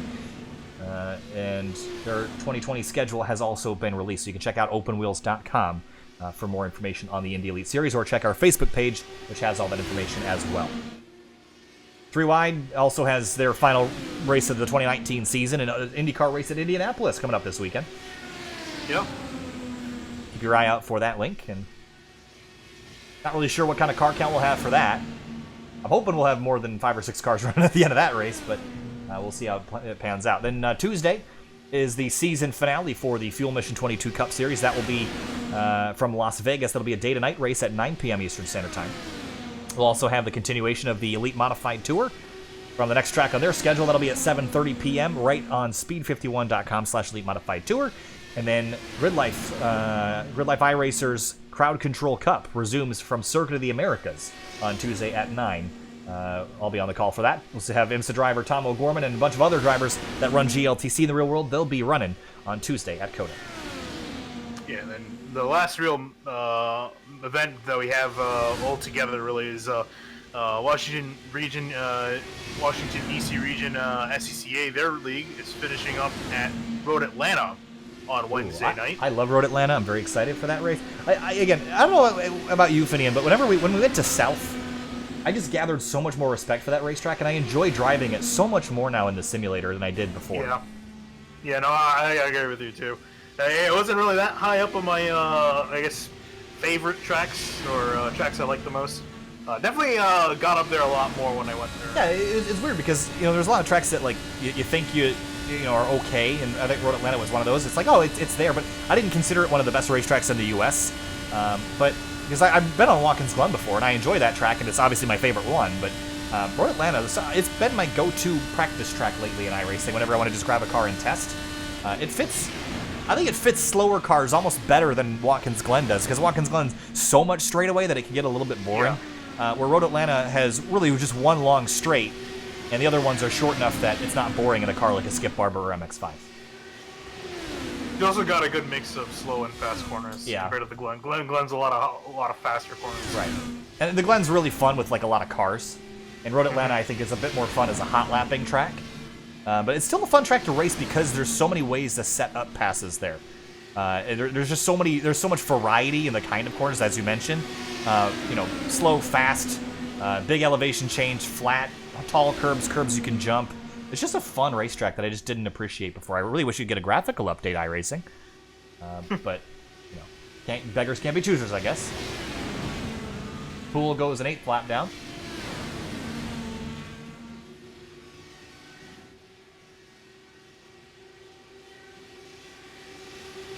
So closing in, our last pit stop will be around, 200 to 210, somewhere in there. Probably closer to 205 to 210.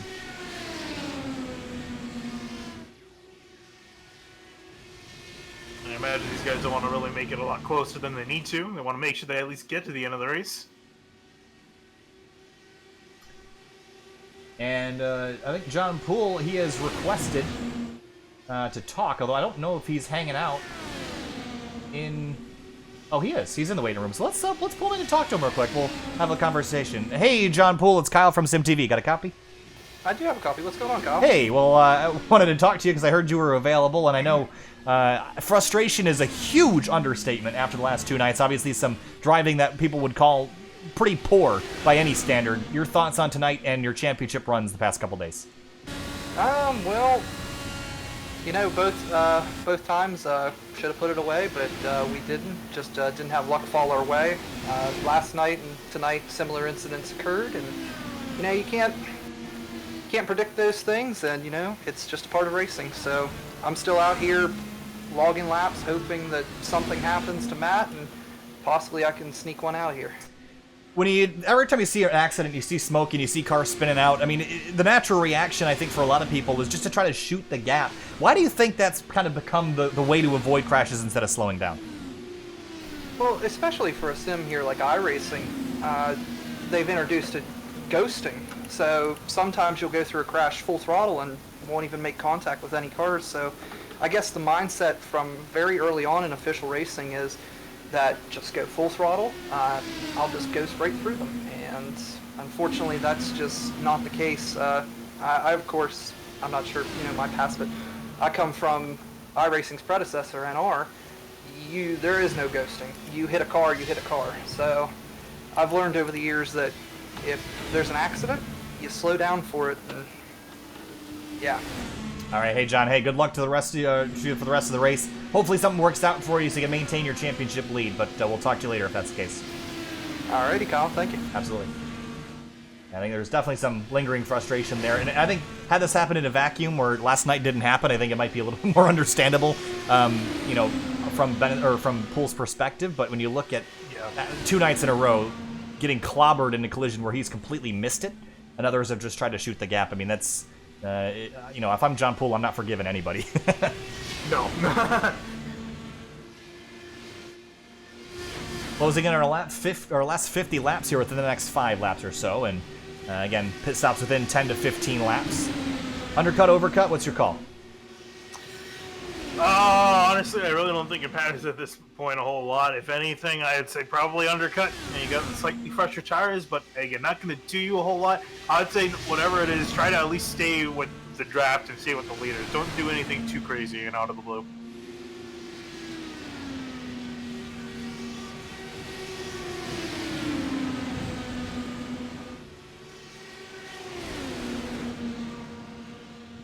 The last time we had a caution was 8:14 p.m. That was about a half an hour ago. Green flag dropped at 8:16 p.m. Eastern Standard Time. It's now 8:48 here on the East Coast. So it's been quite some time since we've had a slowing of the race. We've had 5 yellows for 19 caution laps, 16 lead changes at the front of the field. Poole goes a 9th lap down. And Frankenfield, Hollaba, and Bennett work on by. And again, it's going to take something bad to happen to Hollaba for this really to go south for the 0-2.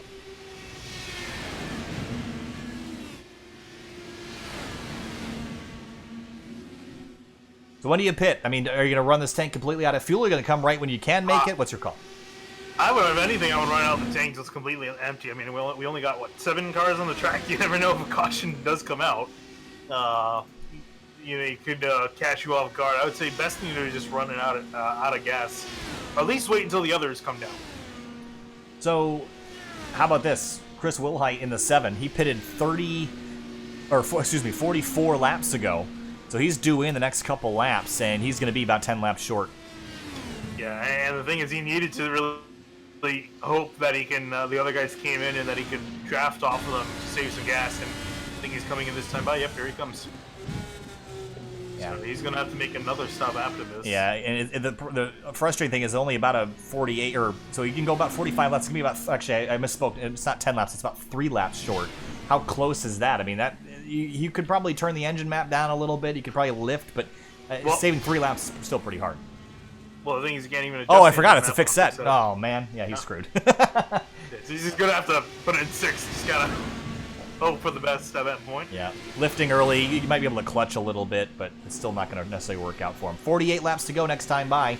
And Bennett passes Hollaba. Frankenfield will pick up the points lead. So really the battle for second is the most important one here.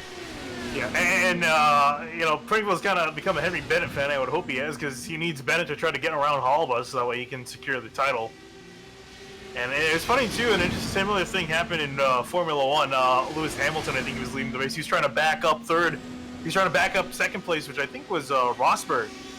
He was trying to back up one of the Ferraris to try to pass him so that way he could win the title because it was so close. Unfortunately, he couldn't get it done. For second, Hollaba goes a bit defensive on Bennett. 47 laps to go now.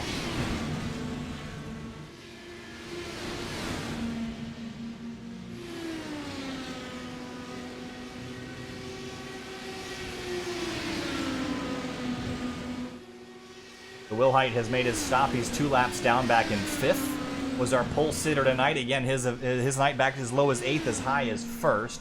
And he still only led 10 laps. Those were the first 10 that we ran tonight, about an hour and a half ago.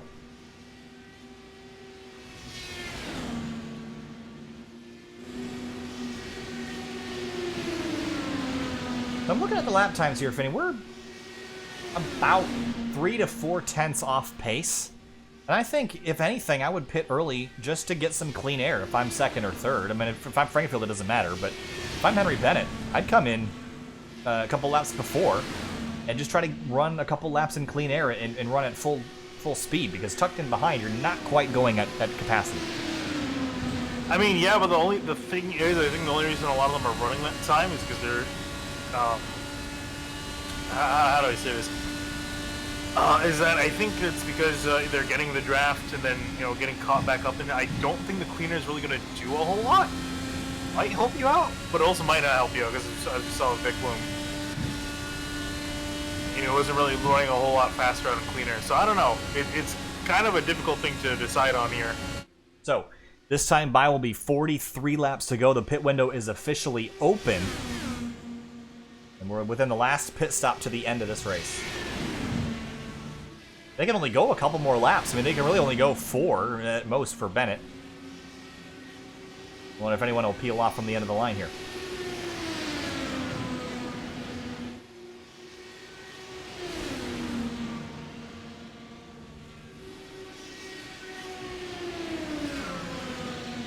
John Poole still running 11 laps down after all the night that he's had.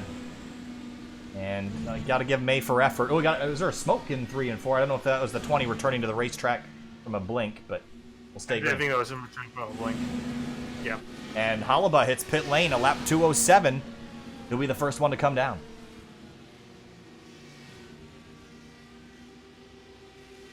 Yeah, and for him, really, it's just going to be key. Just don't mess up your pit stop. Get into the box. Make sure you don't overshoot. Yeah, he's down on pit lane. We're going to keep an eye on him. Now watch that ladder as he drives on. Frankenfield coming in. Bennett going to stay out. So the 12 car is going to go out another lap. Frankenfield going to come in this time, and Halaba is in nice and clean into his box. You see Frankenfield approaching at the top of the screen.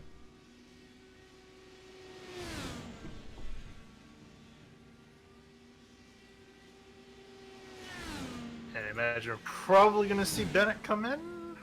Nope, he's going to stay on another lap.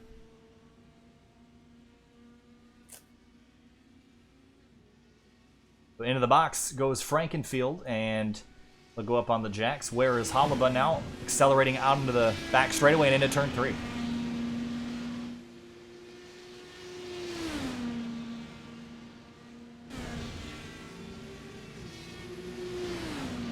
Frankenfield out of his box, and he's underway getting up to speed out of turn 2. He should have the 0-2 covered, and he does. So Frankenfield will maintain the spot over Halaba. Now, Henry Bennett's still out on the racetrack. He can go another couple laps, I think. Let's see here. He has to come in basically this time, I'd imagine. And looks like he's going to pull left, and here he comes. So this is really oh, he's going to stay out. Another lap. Interesting call out of Bennett.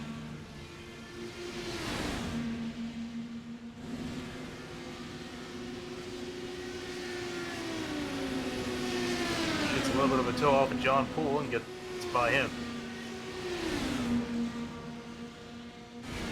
So Bennett now is going to hit pit lane, and he's got a lap gap over Frankenfield and Halaba, but where this 12 car pops out is going to be incredibly important. Now, Frankenfield has officially led the most laps tonight, and I don't think anyone else can actually break that, so Frankenfield will get at that extra point.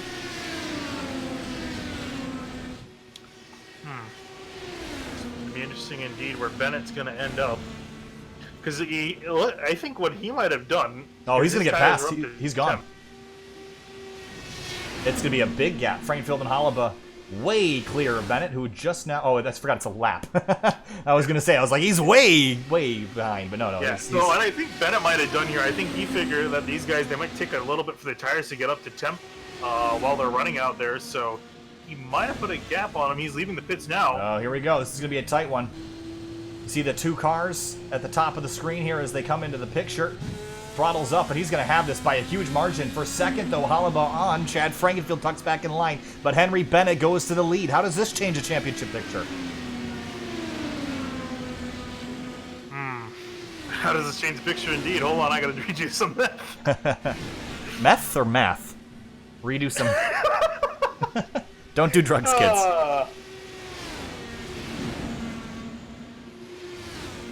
Closing in on 30 laps to go, and Bennett has the lead by 0.8 of a second, trying to keep the draft away from Frankenfield and Holleba.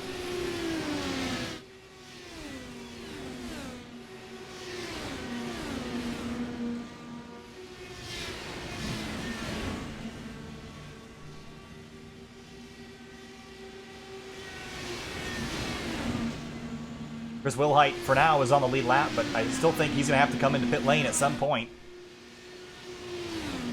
for a final stop, unless he's saving fuel, which it looks like he might be doing. He's dropped off the pace quite a bit.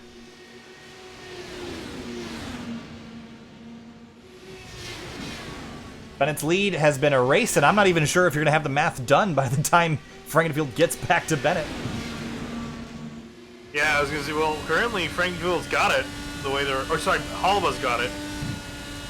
Yeah, so if Frankenfield passes Bennett, then the championship will go to Frankenfield. Yep. But Bennett's got it. Ooh! That was almost a disaster there. So you're seeing someone. You're seeing a driver right now, who knows that he needs to pass this guy to win a championship. Yeah. So basically, if Holleba finishes second, there's nothing Frankenfield can do, and Holleba will win the championship.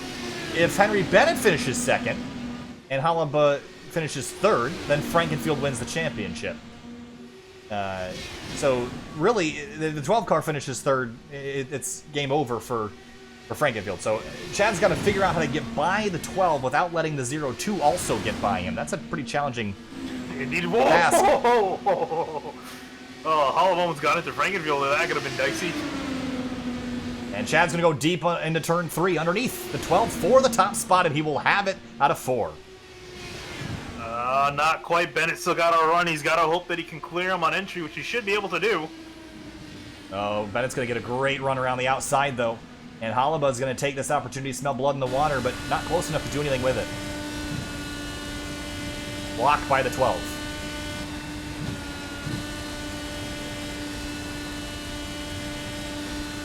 Big run for Holleba from behind. Where does he go with it? Stays in line.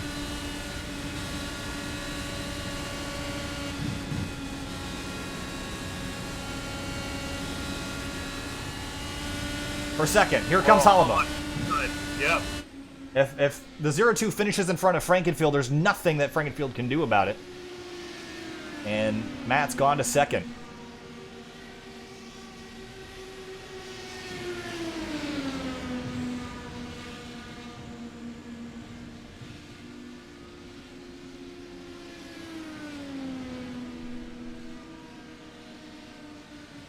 And now we got a race on our hands. Yeah, well, I mean, this is probably the least, or the most decided the championship's been all night. I mean, with all about in front of Frankenfield, we know who the champion is. It will be that 0-2.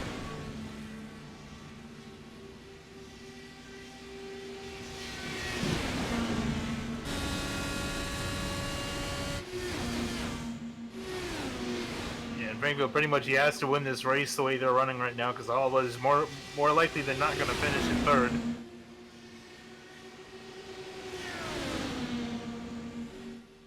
Across the front straightaway here and across the line, and here comes Frankenfield for second, trying to get it back from Holleba. It's the only way he can keep his championship run alive is to go catch and pass both the 0-2 and the 12, but it's a tall task. Yeah, he was trying to stay to the inside of Holleba, going down into 3 where he would have had to shut up the inside, but couldn't add it back out of it.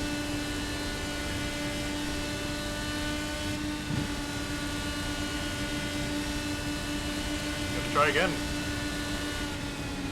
Yeah, again, really hard to make that bottom groove work. And he's got a little bit of a toe off of Bennett, but not going to be enough to stay alongside. Going to look to the outside now of Holleba. Try to arc it in. Trying. Yeah. Right on the rear wing. Big push through 3 and 4. No, I don't think it was a big push. I think he's trying to get to the outside of Holleba here in turns 1. Holleba going to just slide in line. Whoa, almost contact.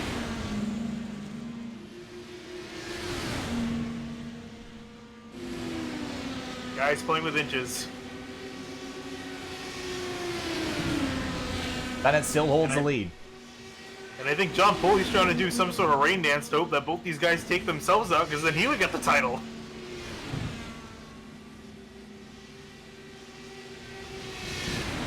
Closing in on 20 laps to go. Halaba sits second. He's only led 17 laps. Bennett has led 59. If he leads to the end here, Finian, I think he could actually get the most laps away from Chad Frankenfield, and meaning that if Bennett leads until the very end and then Frankenfield wins, it doesn't matter. Oh, that got tight out of 4.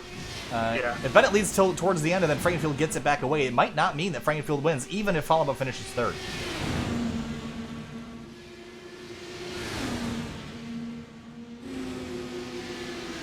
Down the back straight, Bennett goes defensive, swings back right, almost contact between second and third.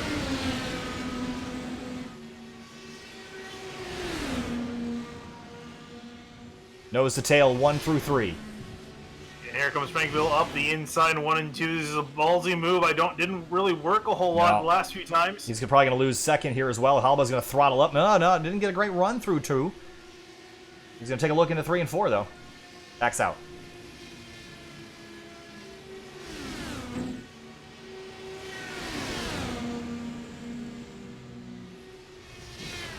"20 laps to go here at World Wide Technology Raceway. Bennett, Frankenfield, Halaba. Frankenfield and Halaba locked into championship battle. If the 0-2 wins or finishes second, he is the champion no matter what happens. If Frankenfield wins and Halaba finishes third or worse, he is the champion.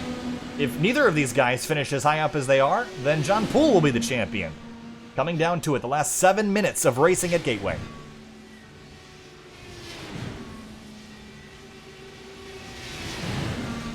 Frankfield's still determined to get on the inside of 1 and 2.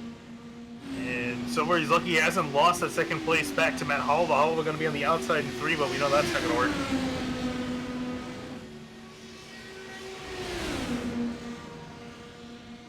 Side by side for the lead for a moment. Frankenfield slots in a hole that almost didn't exist. Halaba had to jump out of the throttle. 18 laps to go. And you can almost see the way Henry Bennett's coming out at turn 4. He's pretty much giving an open invitation for Franklin to go to the inside because he knows he can't do anything there. So all he can do is really just keep that 15 kind of pinned to the bottom. He's not going to be able to make a pass down there. And then you have to sacrifice the entire second half of the racetrack because you don't have a run heading into 3.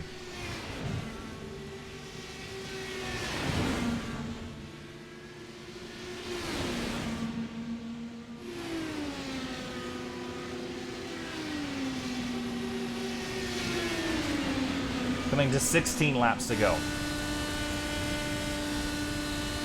Bennett didn't get a very good run out of 4. Frankenfield's going to have a great run into 1.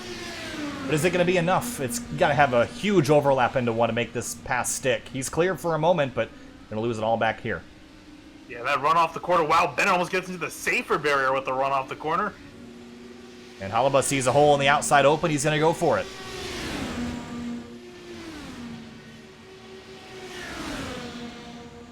"15 laps to go here at Gateway. So now Halaba line up on the outside of Frankville going to 1 and 2. He's got the advantage there. Could be a pass for second. Halaba's going to have a run. Frankfield leaves him the space, and he's going to lose second place to the 0-2.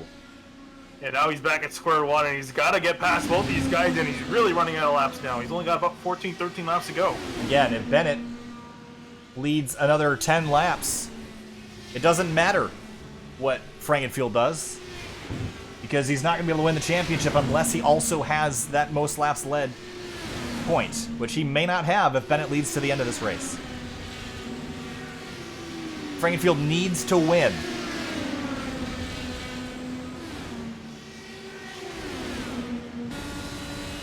Riding on board. Now I'm curious if Halva is going to dare to try to take the lead away from Bennett. I know he doesn't have to, but he might be thinking, if he can win this race outright, doesn't have to worry about anything else. But for now, it looks like he's content riding in second. That's all he needs to do is finish ahead of Frankenfield, and he's good. I'm curious if he might even try to just purposely hold up the 15 so he can let Bennett get further away. Again, he doesn't even need to make Bennett win the race. He just needs to keep him in the lead for another 7 to 10 laps.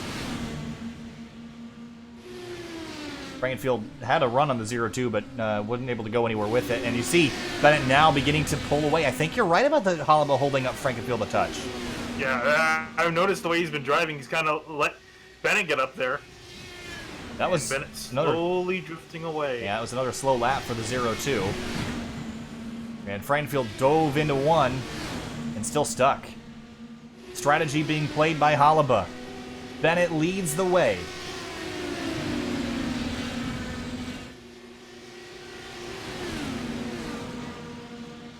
Lap traffic to deal with, but it probably won't be much of an issue. That is the only other car running within even 10 laps of the leader, other than Chris Wilhite, who's back 20 seconds from the lead.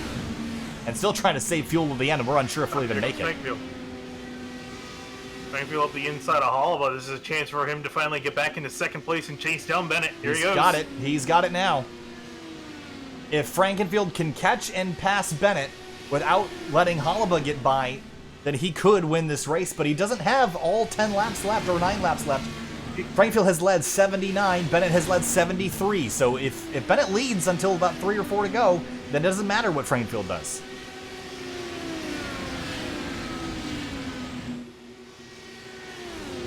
But he's closing.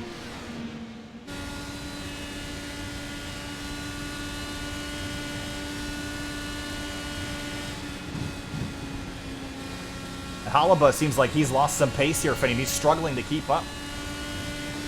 Yeah, it might have been from just battling too much. He might have worn out his tires to stay in the draft and compete. So, I don't know. We'll have to see here if he's got something left.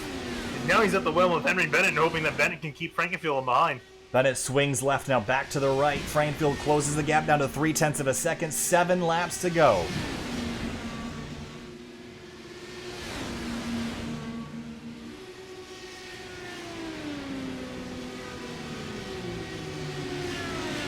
John Poole pulls off the racetrack.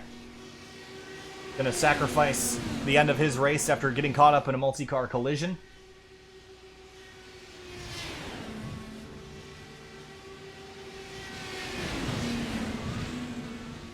Frankenfield nose to tail. He can control his destiny by winning this race.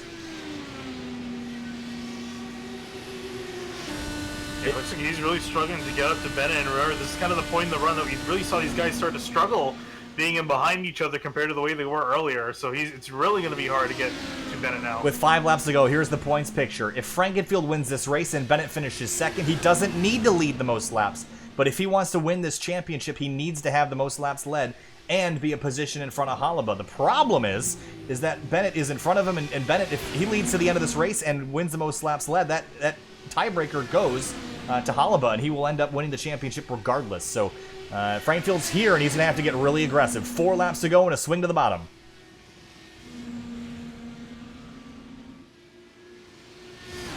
So he's going to wash up, and now Halaba's going to have a run. Franklin goes way defensive down to the white line. He can't afford to let Halaba on past. Wilhite just hit pit lane for his fuel stop that he needed to make. 3 laps to go. Halaba and Chad Frankenfield fighting for a championship behind Bennett.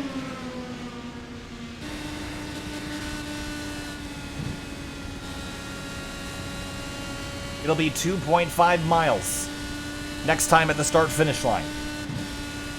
It's been 246 laps. It all comes down to these last 2. Only 3 drivers left in the running after a race full of attrition and disastrous results. For these 3, it all comes down to this. 2 to go here at Gateway.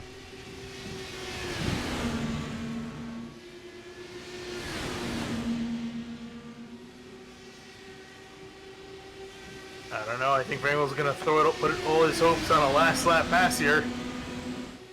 Coming back to the white flag, Halaba may be in a tie with Poole, given the points that he has in 3rd right now. 1 more time. Swings left for turn 1. He's going to make a dive. Can he make it stick? I don't think that's going to work here, Finian. Halaba is going to give up a run for 2nd. I think he was just trying to hurt Franklin's shot out at turn 2, and that might have worked here. I think Franklin's a little bit too far back. We don't know what the championship picture is going to be. But coming back to the checkers, Henry Bennett in the 12 car is going to get it done as they come to the checkers. Frankenfield close, but can't get it. Bennett, Frankenfield, Halaba, your winners. We'll try to find out as soon as possible who's got the championship now.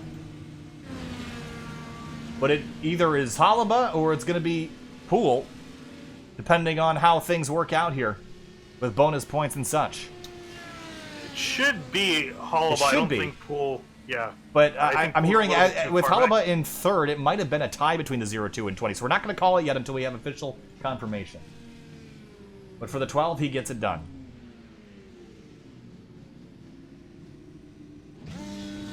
He led 82 laps en route to this victory tonight. Well, Halba and Poole are both lined up on the front straight. I think they're waiting to find out who got it. And for John Poole, after the frustrating nights that he's had, the last couple nights being in championship contention, I think he's just hoping and praying things work out in his favor. Halaba sits on the front straight waiting to celebrate.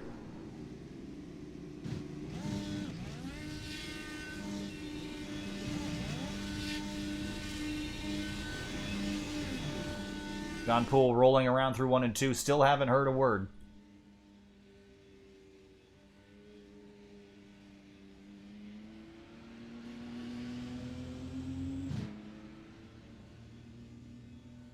And it looks like Halaba's still rolling. I don't think we've gotten any official confirmation. No. I'm refreshing Dan Lee's. Trying to see. So Bennett's into his box, and here's a look at your race results in the meantime while we wait for official confirmation.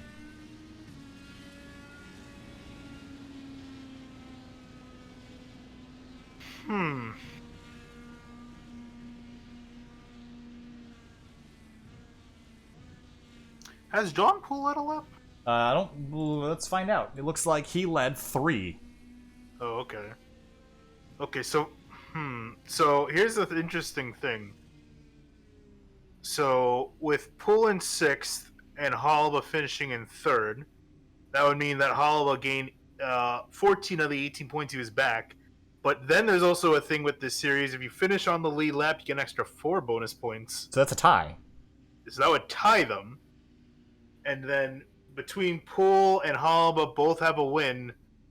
Both have a two top 5s. Oh, but God. John Poole has 3 top 10s to Halaba's 2. Well, but does it go back that far? Or does it go to the finish? I mean, I don't know. I would think that it would go. But Halaba finished in the top 5 tonight. Does that count? That's got to count, right? Does that count towards the tiebreaker? No, because... Oh, yeah. So then we'll go to Halaba. Then I think you go to Halaba. But then it's a tie. It's so close. Oh, God. Yeah, no, you are right. Oh, man. I don't know what the situation is. Oh, no, wait. Hang on. Hold on. We're just waiting on confirmation of the champion. So just hang tight with us. This is stressful. This is really stressful. So so based off of what we think, it should be Halaba, but I'm still waiting for Frankville to work through the points here. He's still adding bonus points. He's updated the actual race points. Yep. It's going to be a tiebreaker, probably. They pretty much have tied from the looks of it. Oh man, it's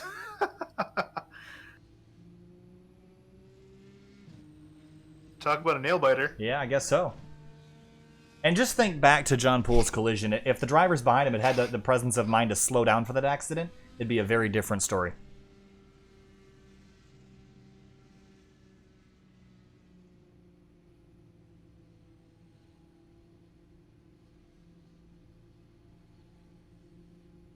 John Poole's just driving around. Yeah, I mean, he's restless right now, just waiting. Yeah, both these guys is waiting on the track right now.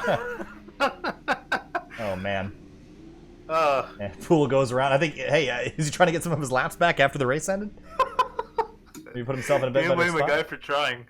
Sure can't. And turn back around. And they are still unaware, as we are. Okay, so I think Frankenfield, as Chad Frankenfield admin, he's updated it. It looks like Matt Halaba, Yeah. Burnouts, he is your champion.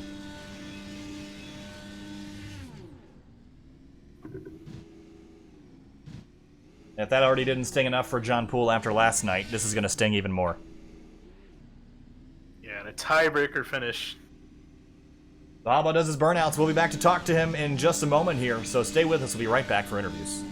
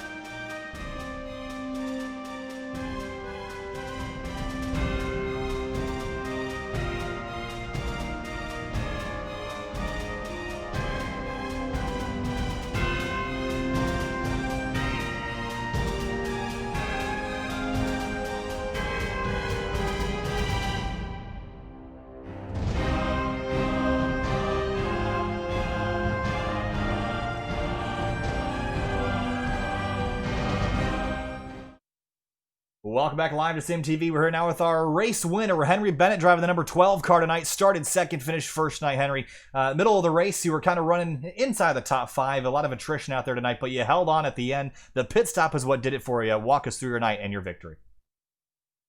Well, I didn't even expect to be racing tonight. I forgot the race was on, and Chad messaged me at the last minute. Came into the session, 5 minutes to go, and the set that he chose was really good, so got to grips with that quite quickly.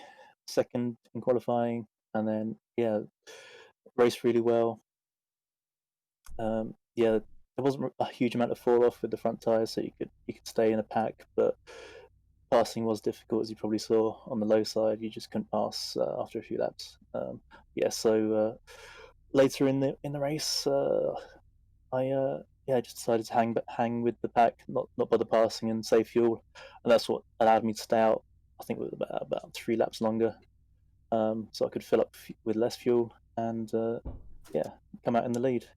I was hoping that there'd be enough of a gap that they couldn't get me with the draft, but they could still get me with the draft. But I knew if I covered the high side, that it'd be very difficult for them to pass me.